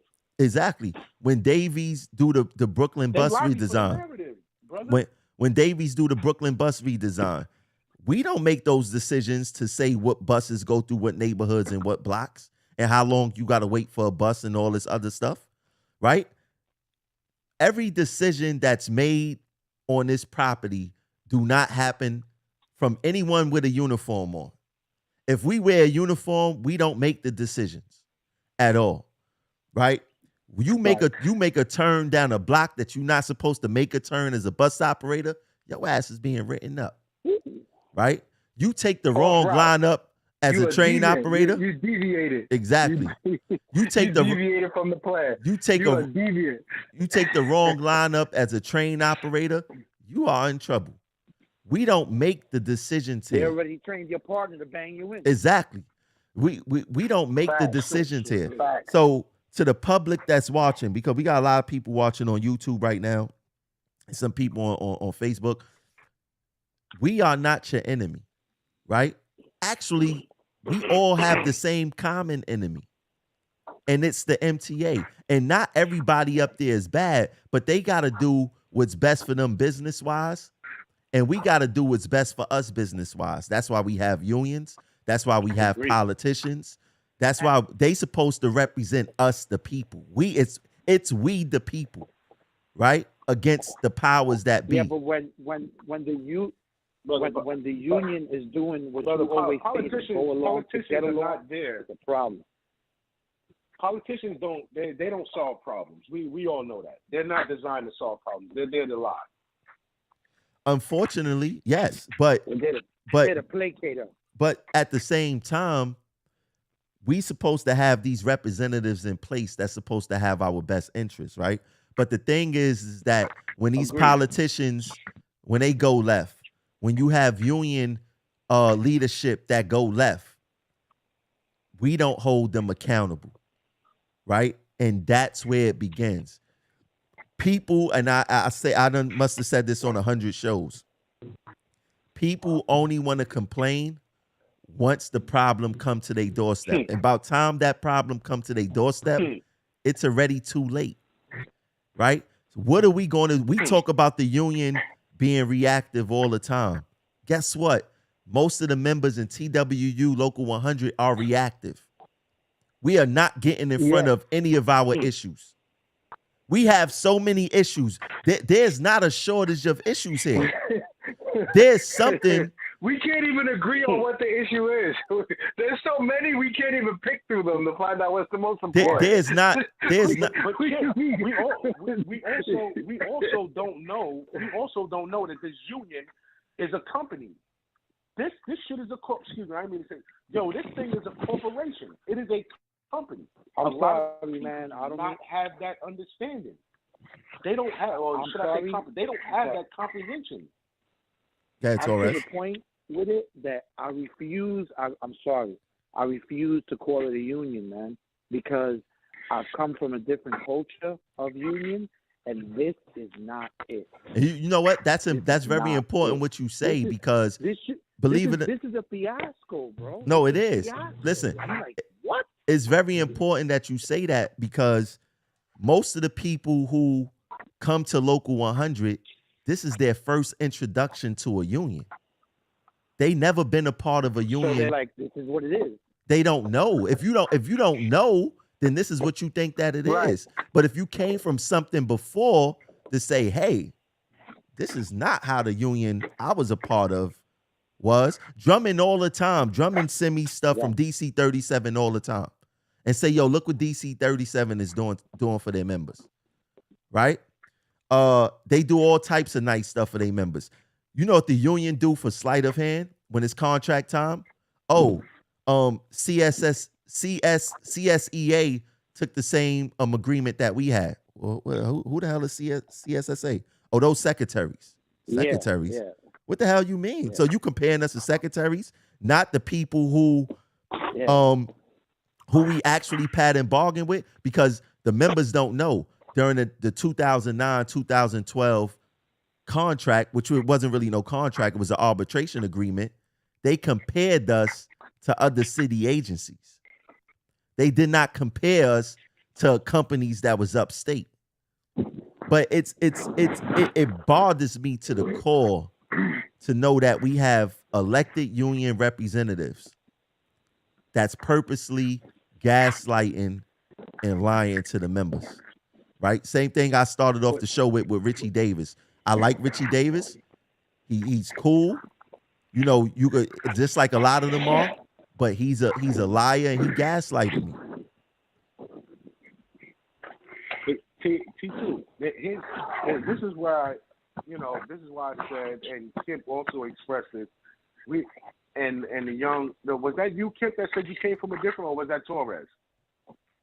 No, I didn't come from a union. I never worked for a union before I came here. But what I will say is that it didn't take me very, very long to realize that the fundamentals of what the union should be, I understood what the benefits of a union should be, right? Because they remind you of that, like when they indoctrinate you when you first get hired, and they come and tell you, you're part of a union, and this is great, and this is why you have the wages and the health benefits and the retirement and the pension. I had a problem with that on the first day. The first right, day that was the war. I raised my hand, and I was like, hold up. You're telling me that the people that are going to discipline us are, superiors, supervisors, I didn't know what a TSS is at the time, are in the same office as our representatives? And the guy was like, yeah. And I was like, why? And he was like, what do you mean why? It's for your convenience. I said, how is that convenient for me? He said, well, how is it inconvenient? This is the first day when they bring you to the union hall. he said, well, how is it an inconvenience? I said, you really need me to play this out for you right now? I said, all right, I'll give you a quick version. I said, well, the guy that's supposed to be representing me is hanging out with the guy that's representing the company every day in the office. He's like, no, they don't hang out. I said, you just said they're in the same office, right? I said, he said, yeah. I said, yo, it's human nature. They're going to become cordial, and they're going to become friends. And it's going to start with something real small. Yo, you saw the Giants game yesterday? You know what I'm saying? Like, brother, you know you kicking that gospel right now. You're kicking gospel right now. We shouldn't be. I'm not saying that we shouldn't. No, that's the problem with the rap. We shouldn't be professionals. But you know what? Yeah, for sure. They shouldn't be They shouldn't be friends. You know what I'm saying? And that's brother, what I saw when I went. You know there. who my wall is with every day when I leave my house as a transit worker? It's with management. Oh no, that line is very, very clear. And the problem is, and I'm just gonna point to the former reps in TA Surface. I don't want to speak on other reps because I didn't have intricate relationships with them. But the idea is that the day you look at the people you serve as if you are different than them, you have already assumed the mindset of the big stick management. And you can never adequately represent people if you're not willing to fight with the people who harm them, right? My kids go to school. The enemy of my children are the teacher if the teacher believes they're going to misrepresent my children. If you represent the members as a bus operator, you cannot sit on this plateau and suggest that, hey, maybe the operator was wrong. Maybe the operator to me is always right. I don't care if he's not, because I know for sure who the enemy is. That line is very distinctive. There are two components of management. He has the right to discipline and fire you. My job as a rep is to make sure neither one of those happen. Period. End of story. The second you start negotiating with management on the quality of life of the people you represent, you are in essence a manager. Superintendent Chiarello, shout out to Superintendent Chiarello. Superintendent John Chiarello, shout out. It goes so much further, man. It's like, yo, they're in the office together. They're there. You know what I'm saying? It's not a good situation, man. It's like a breeding ground for like everything that we don't need to be happening. I mean, let's think about it like this. And I'm not saying we shouldn't be professionals. I'm not saying we shouldn't walk in there and be professionals. But yo, it's crazy. But I'm gonna say this, Torres. I agree. Let me ask y'all about the importance of union meetings. Do you think union meetings? What is you gentlemen? Where do you place the value of union meetings? Because I stress to people, I think it's very important.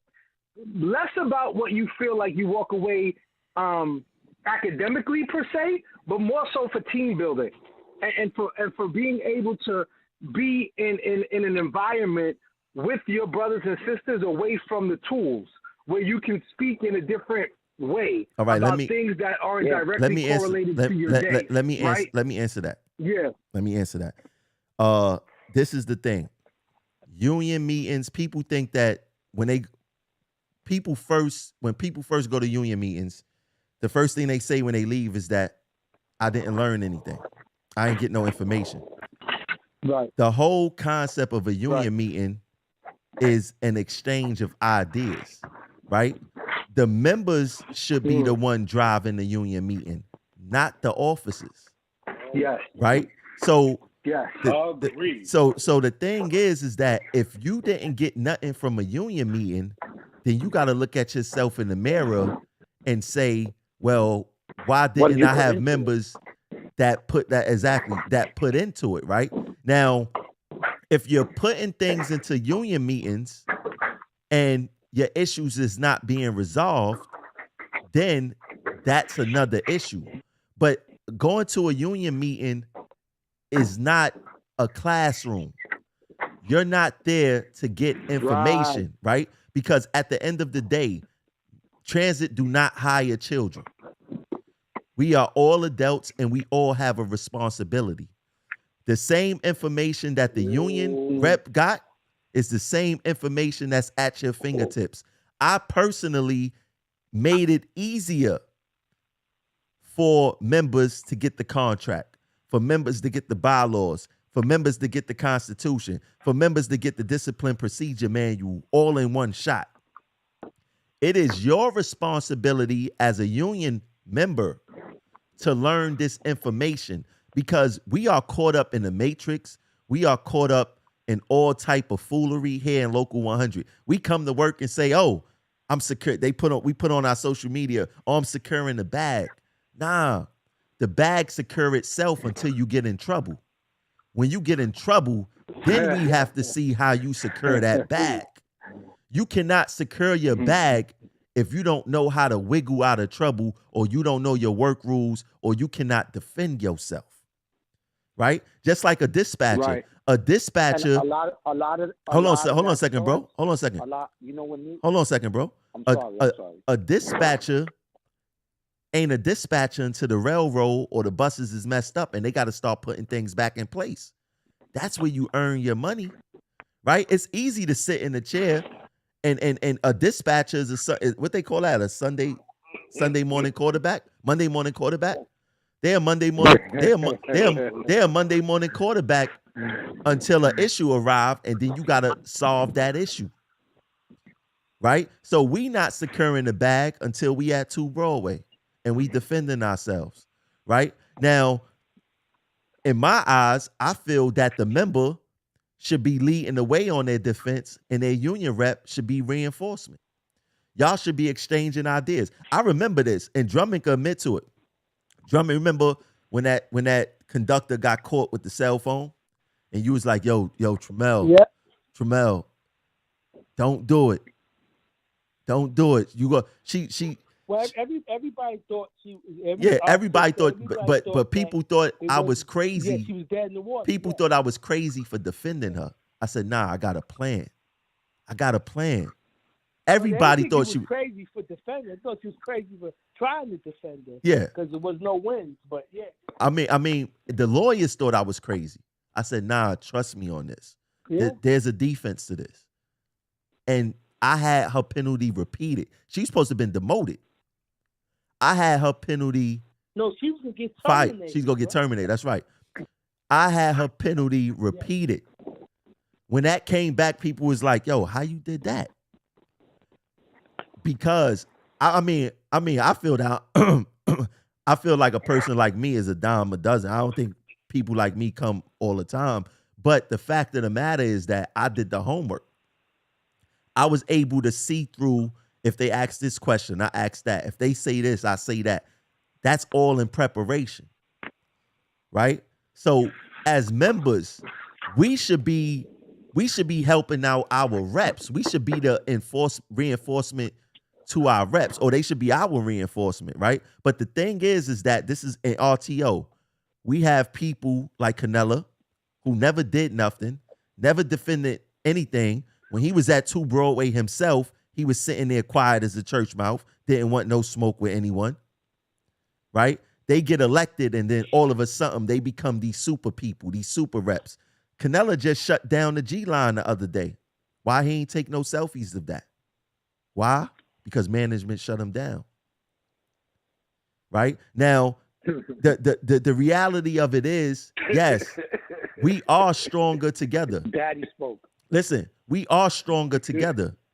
Right? But everybody must know their roles. You can't be in the military and think everybody on the battlefield is a general. Nobody go fight. And then the person who's actually put in place to be the general never went to war before. Right? So you got people who never went to war, and just because they was elected off of another man's name, they automatically think that they get these superpowers. You don't get this is not, you can't go to a store and go take a steroid and be a super rep. In order to be a super rep, you got to put in the super work. You got to put in super hours. You got to study super hard. You would have been through all that. Bro, you're gonna have to pour some water on that mic, boy. Listen, you gotta put in the work. It was many a nights that I did not sleep. It was plenty of times where my relationship got messed up because of my dedication to learning this whole entire thing. That's the sacrifice that I made, that I gotta pay for at the end of the day. Right? But you don't get to my level, nobody co-signed Tramel Thompson. Everybody who came from Roger era said I was crazy. I ain't know what I was talking about. I ain't have no time. Look where they at now. I ain't get no cosign. People thought I was crazy. But guess what? I believed in myself. Because I put in the work. Now my mom's actually liked you, T2. Your mother came to almost every rally that I had, right? But the thing is that when I first started Progressive Action, I had so much backlash because people didn't understand. You say this all the time, Sean. People could see, but they don't have vision. People don't got vision. People can't see through the fog. All of this stuff, all of these hurdles that we got in front of us is fog. People cannot see past the fog. People can't see past their next paycheck. If transit say, you know what, we can't pay y'all for a month. There's people you probably go hear a whole bunch of suicides. Because people can't see. Oh, well, I could guarantee you that because you hear them from comp.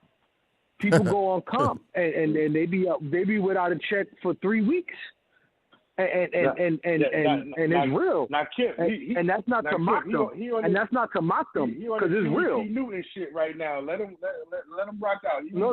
Newton shit. No, I got you. I got you.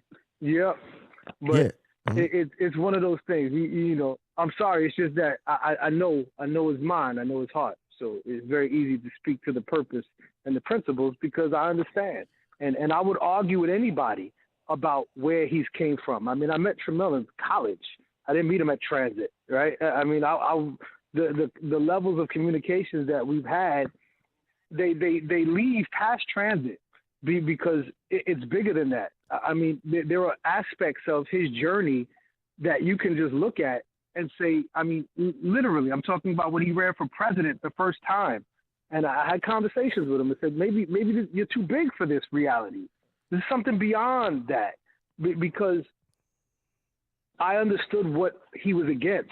I understood that there were people consistently trying to undermine him. And I always believed I never understood, I guess, early in the game, why they just wouldn't incorporate him and help make the union better.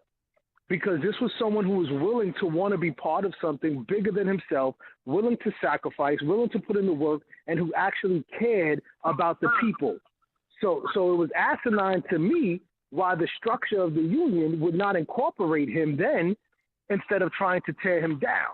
But I understood the narrative behind it, but I also believe that it was a necessary evil because it was like Dr. King, one of my favorite people who ever existed in on the planet, because what Dr. King was so unique at was exposing the evil inside of other people's hearts, right? That was a superpower because the idea is that they had done such a masterful job at convincing people that black people were the problems.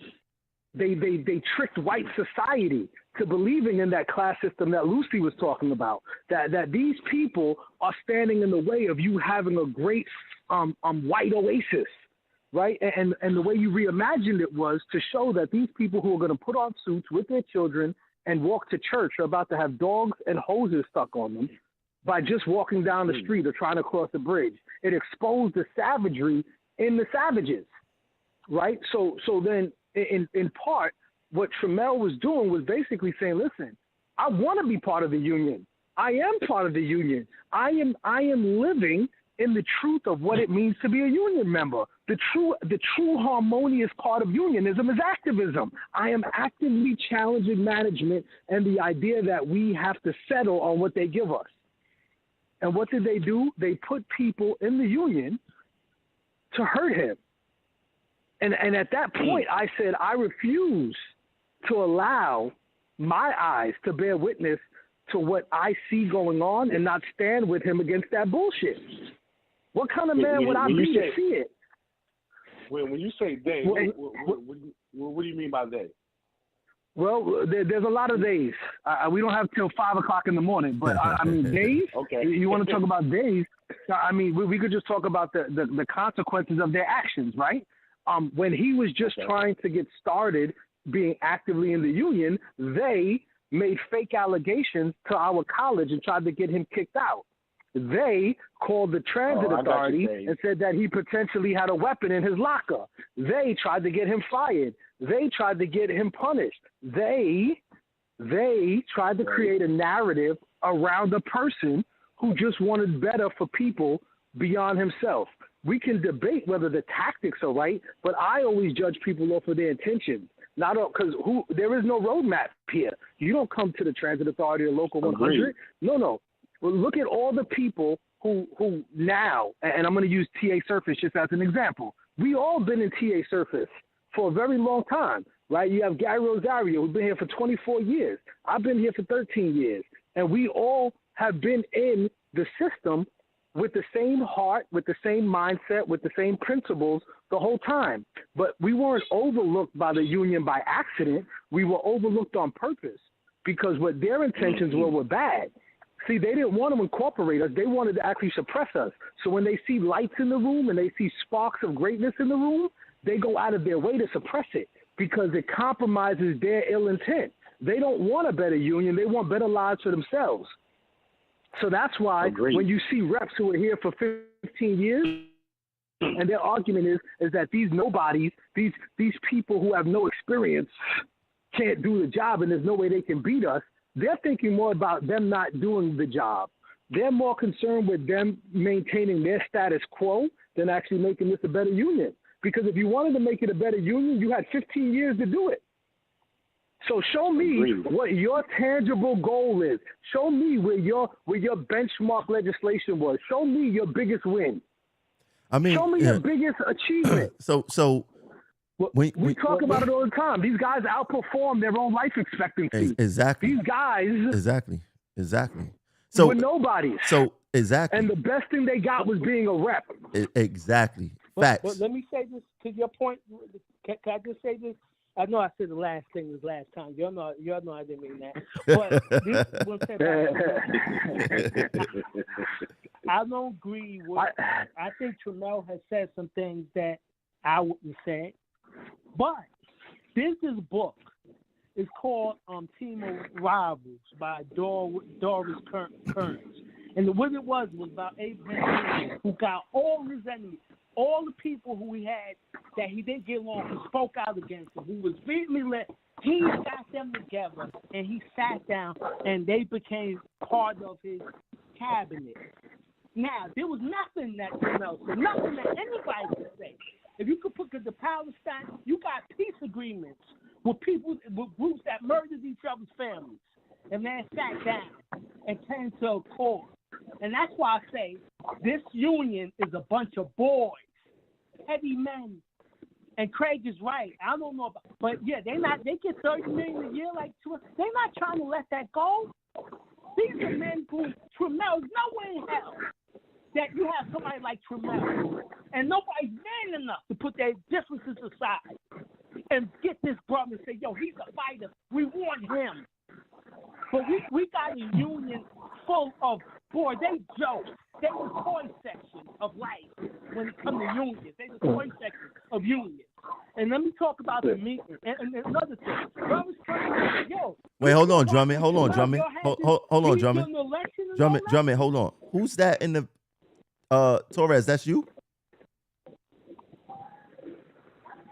Who's that outside? Let me see if that's. I ain't outside. Man. Let me see if that's Taurus. Hold on. Oh, my house is barricaded. Is that me? That's you, Kim? Yeah, I had to go outside because my kids are sleeping. You guys making so much damn noise. I had to come out here and quiet down the streets. I'm waking up my neighborhood. I Drummond, go ahead, finish. But yeah, so this is who we dealing with. But there's so many.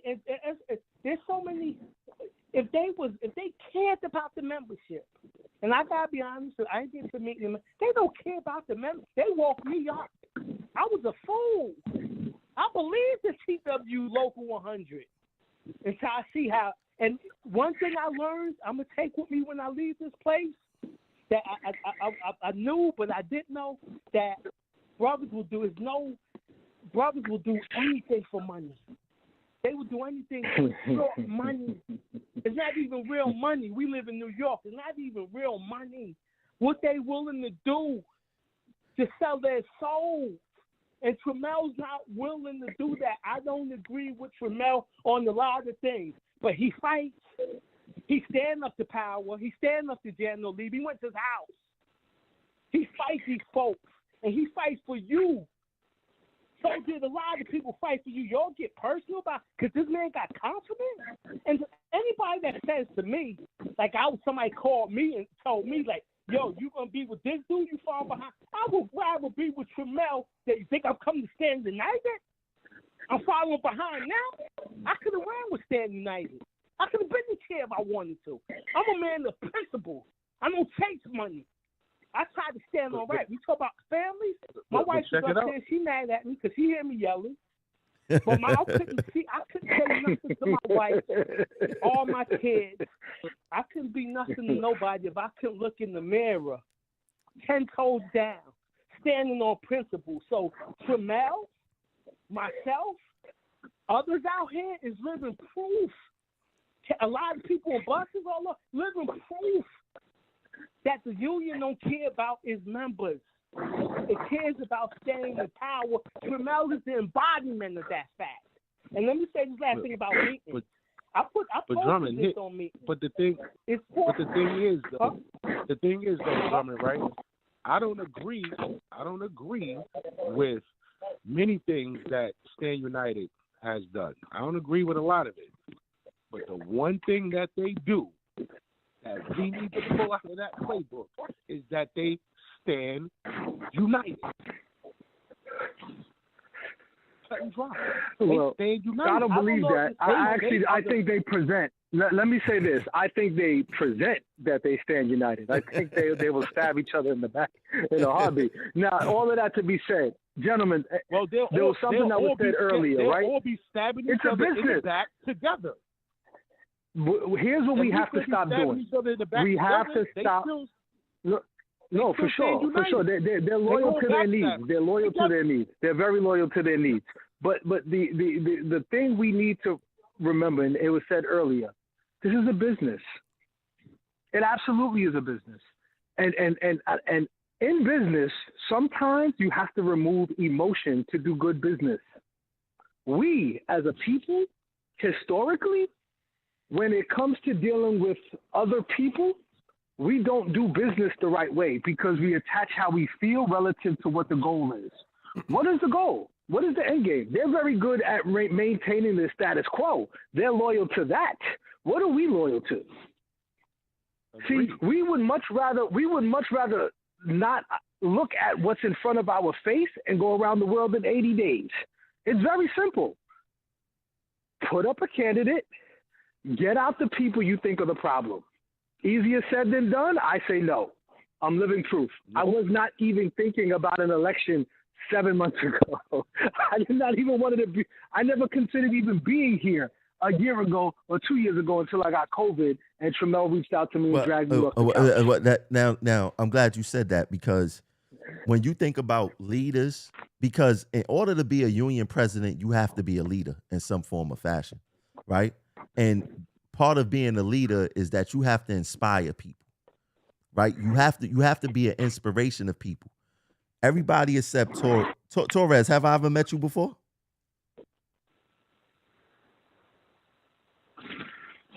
Yeah, he probably Torres is in the tunnel. Remember, he was on the train. He probably went in the tunnel. All right, so but when you look at Kemp, you look at LaShawn, you look at Drummond, right?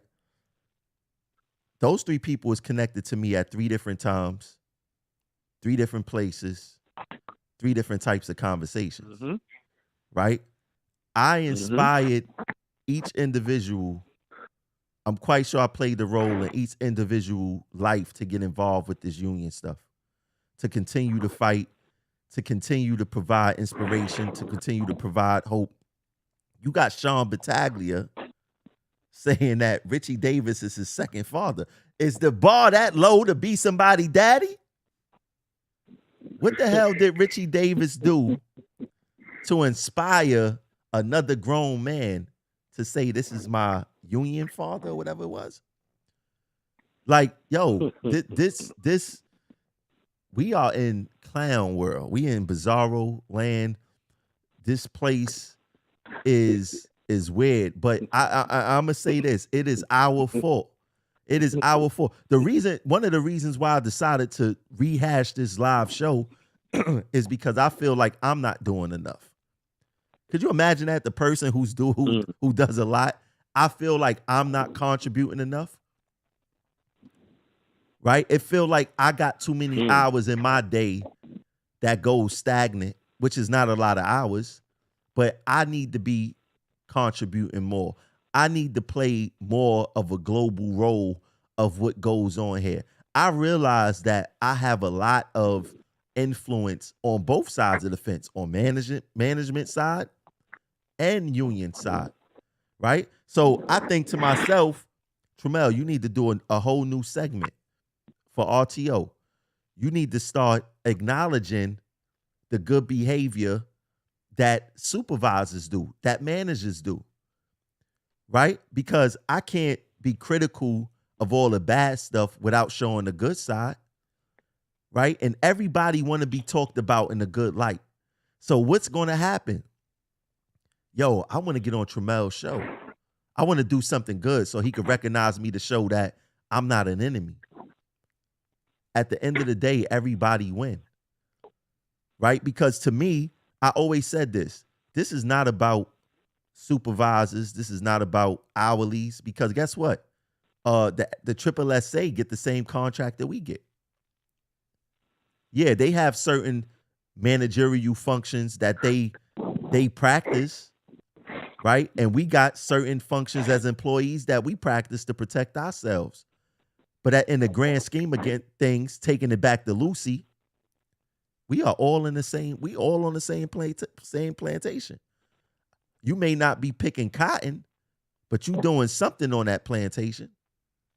But you ain't leaving. You ain't just walking out the plantation. Yeah, none of us. You might not be picking the cotton, but you ain't free to go. No, exactly. I mean, we are free to go, but we go to another plantation if it's not our own. If you don't have your own source of income, you're on somebody's plantation. And there's Can nothing. I say this though before I go? Because I gotta get some rest. I need to cut you short, but I just want to say this because whoever's listening, I think it's important. I do believe in Local 100, and I don't say that I don't believe in Local 100 the logo. I don't believe in Local 100 the building. I believe in Local 100 the people who are here who don't understand the power that they have. I truly believe I was brought here to at some point make them reimagine that. And I think it's going to take a collaborative effort. I think I'm just a piece of that puzzle, not the puzzle, right? That's the problem with reps. They think they are the puzzle. No. You are a very small piece of the puzzle, and this is not a lifetime appointment. This is not a birthright. Either you work to sustain it and make it better, or you get the fuck out of here.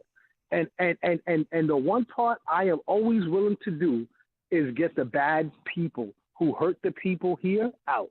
I think that the reps that you have now who are a lot older, we talked about like the millennials of just people in different age sections. These guys came from a generation where it was like a rite of passage, where you wait 20 years, 15 years, you don't say nothing, you be a good soldier, and at some point you get a nod and they elevate you. That's a horrible way to sustain and build a strong union, because while you're doing that, you're not compromising yourself to actually make it better. Sometimes you have to be willing to be vulnerable. Sometimes you have to be willing to call into Tramel's show and speak honestly about how you feel, regardless of the consequences, because there are people who are listening who might need these conversations tonight to inspire them to get involved. And if that's what it takes, that's what it takes.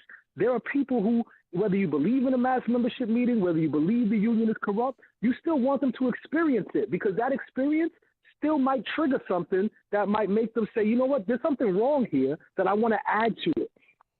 And you have to bring people to the party. I always use the reference of the VIP section, and everybody else is standing on the line outside trying to get in, like Studio 54, and they tapping people on the head who could come in and who can't. It's bullshit. Everybody's invited because everybody paid for the party. All the liquor inside, everybody's funding. So why doesn't everybody get a drink? No, pour the champagne for everybody. So that's just my dream, right? I'm gonna let y'all go, but mass membership, January 28th.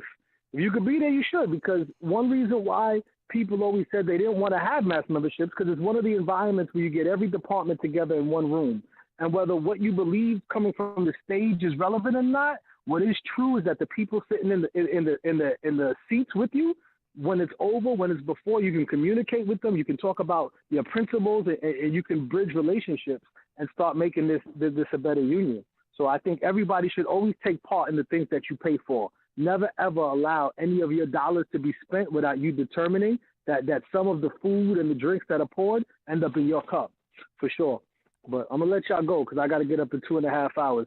I mean, I listen, this is a record. This is a record live. We've been on for 3 hours and 40 minutes. This is a record live. But Kemp, just before you go, just to touch on what you just said, I think that all of us that's here fighting, we believe in the union, because I don't see any of us doing this if we didn't believe that there was brighter days ahead, right? And nobody said that any of this would be easy. You know, some people are stuck in their ways, and me personally, I wish I didn't have or had to fight or be deterred from fighting the MTA to address my union reps. Right. If I had to spend all my time, if I had to spend all my time just focusing on the TA, things would be way different. But I can't ignore the role that Local 100, the leadership of Local 100 play in this whole entire fiasco. And only thing I look at leadership has accountability, bro. Exactly. I look at it as tough love. Leadership has accountability. This is tough love. I don't want to see. I never got into this to try to get people fired. They tried to get me fired, right? I never went on stage and called somebody a scab because I said I'm not going to blindly follow a union president, right? I'm not the one who calling people defamatory names and getting sued. Right? I've been defending myself this whole entire time against people who's trying to silence me, and they think that the best way to silence me is to get me fired. Right? I do want to see this union be the strongest union this city has ever seen. I do want to have a president when he go address the concerns of me and my coworkers, that he speaks with authority. He speaks with confidence. He speaks fearless. We all want that, and we all deserve that. And it's obvious, like Kemp said earlier, the definition of insanity is doing the same thing over and over again, expecting a different result. It's insane that we keep doing business the way that we keep doing business here in Local 100. And trust me, anybody that know me from back in the day or know me before transit, I'm a quiet person. This is the most talking I ever did in my life, was coming and fighting in this union. I'm a man of action. I don't really like to talk. I really like to sit quiet and think, right? But I had to get out of my comfort zone to make sure that we all see brighter days at the end of the day. So look, I just want to leave it there. Like Kemp said, the mass membership meeting is Saturday, January 28th. I don't want to hear nothing about, oh, I can't make it, I can't work. I done seen about 10 different depot bus parties, and all of them was lit. All of them was popping. I seen people from other depots at other depots bus parties, right? We got to prioritize everything that we doing, because guess what? You paid the ticket to those bus parties. That ticket costs money, right? If the union is not securing our bag, our political bag, then you probably can't go to that party to fund the union all over again. Because guess what? there's no shortage of money when it comes to our union representation. They are being paid well, right?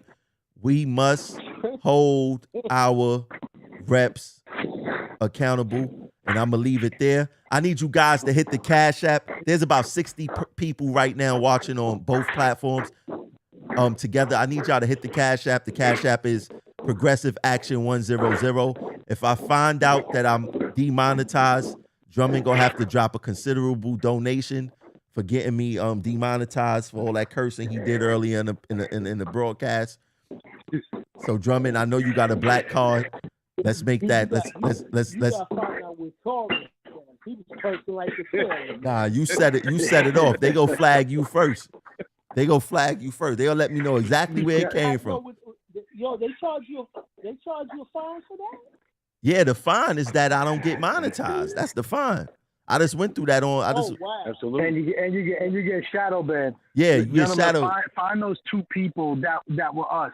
Find those two people, those three people that were all of us that were overlooked and never tapped in. They're there. They're waiting. They want to be part of it, but they're quiet. They're silent. They're oftentimes overlooked with a smile and their head down and just working. You got to seek them. You got to find them, and you got to inspire them because they're there. And those are the people that really that was the problem with the old administration, is that they've never had a bench. If you look in every department, who's next? Forget who's here now. Look 3 years down the line, 5 years down the line. Who are those people? Those are the ones that have to be cultivated into a mindset of what a real union should be. Because again, it's the same like when we're raising our children. We ain't going to be here forever. Who's next? If we didn't get the glory, there's still glory for them. And I'm willing to fight and lay it down for them if that means that they'll be the future of what we foresee, not what's been sold to us. Absolutely. But it is what it is, y'all. All right, we gonna leave it there with Kemp. We gonna leave it there with Kemp said. So I catch all the callers later. Peace. It was a good. It was a good. Great. Yeah. Good thing going on right And here. bro, I apologize for the pot mouth, man. Whatever I gotta do, man. I apologize. Man. Babe, I'm tired, grumpy. Come on, man. It's all good. It's all good. Yeah. Yeah. So there we go right there. Look, I would like to tell you guys, thank you for hanging out with us for 3 hours, 46 minutes. I did it different. I did a group call this time. Shout out to Drummond. Shout out to Sean. Shout out to Torres. Shout out to Lucy who called in. I apologize for the calls that I missed when I was going on my monologue in the beginning of the show. But I appreciate you guys. You guys are dedicated to the movement. You guys stuck around for the entire broadcast. 3 hours and change, man. We still got 40 people out here in YouTube watching. Let me see what's going on Facebook. Let me see what's going on here. Facebook for a second. Facebook. Let me see what's going on with y'all on Facebook. Man, this was a good live, good conversation, and we need this. We need to have these conversations more often.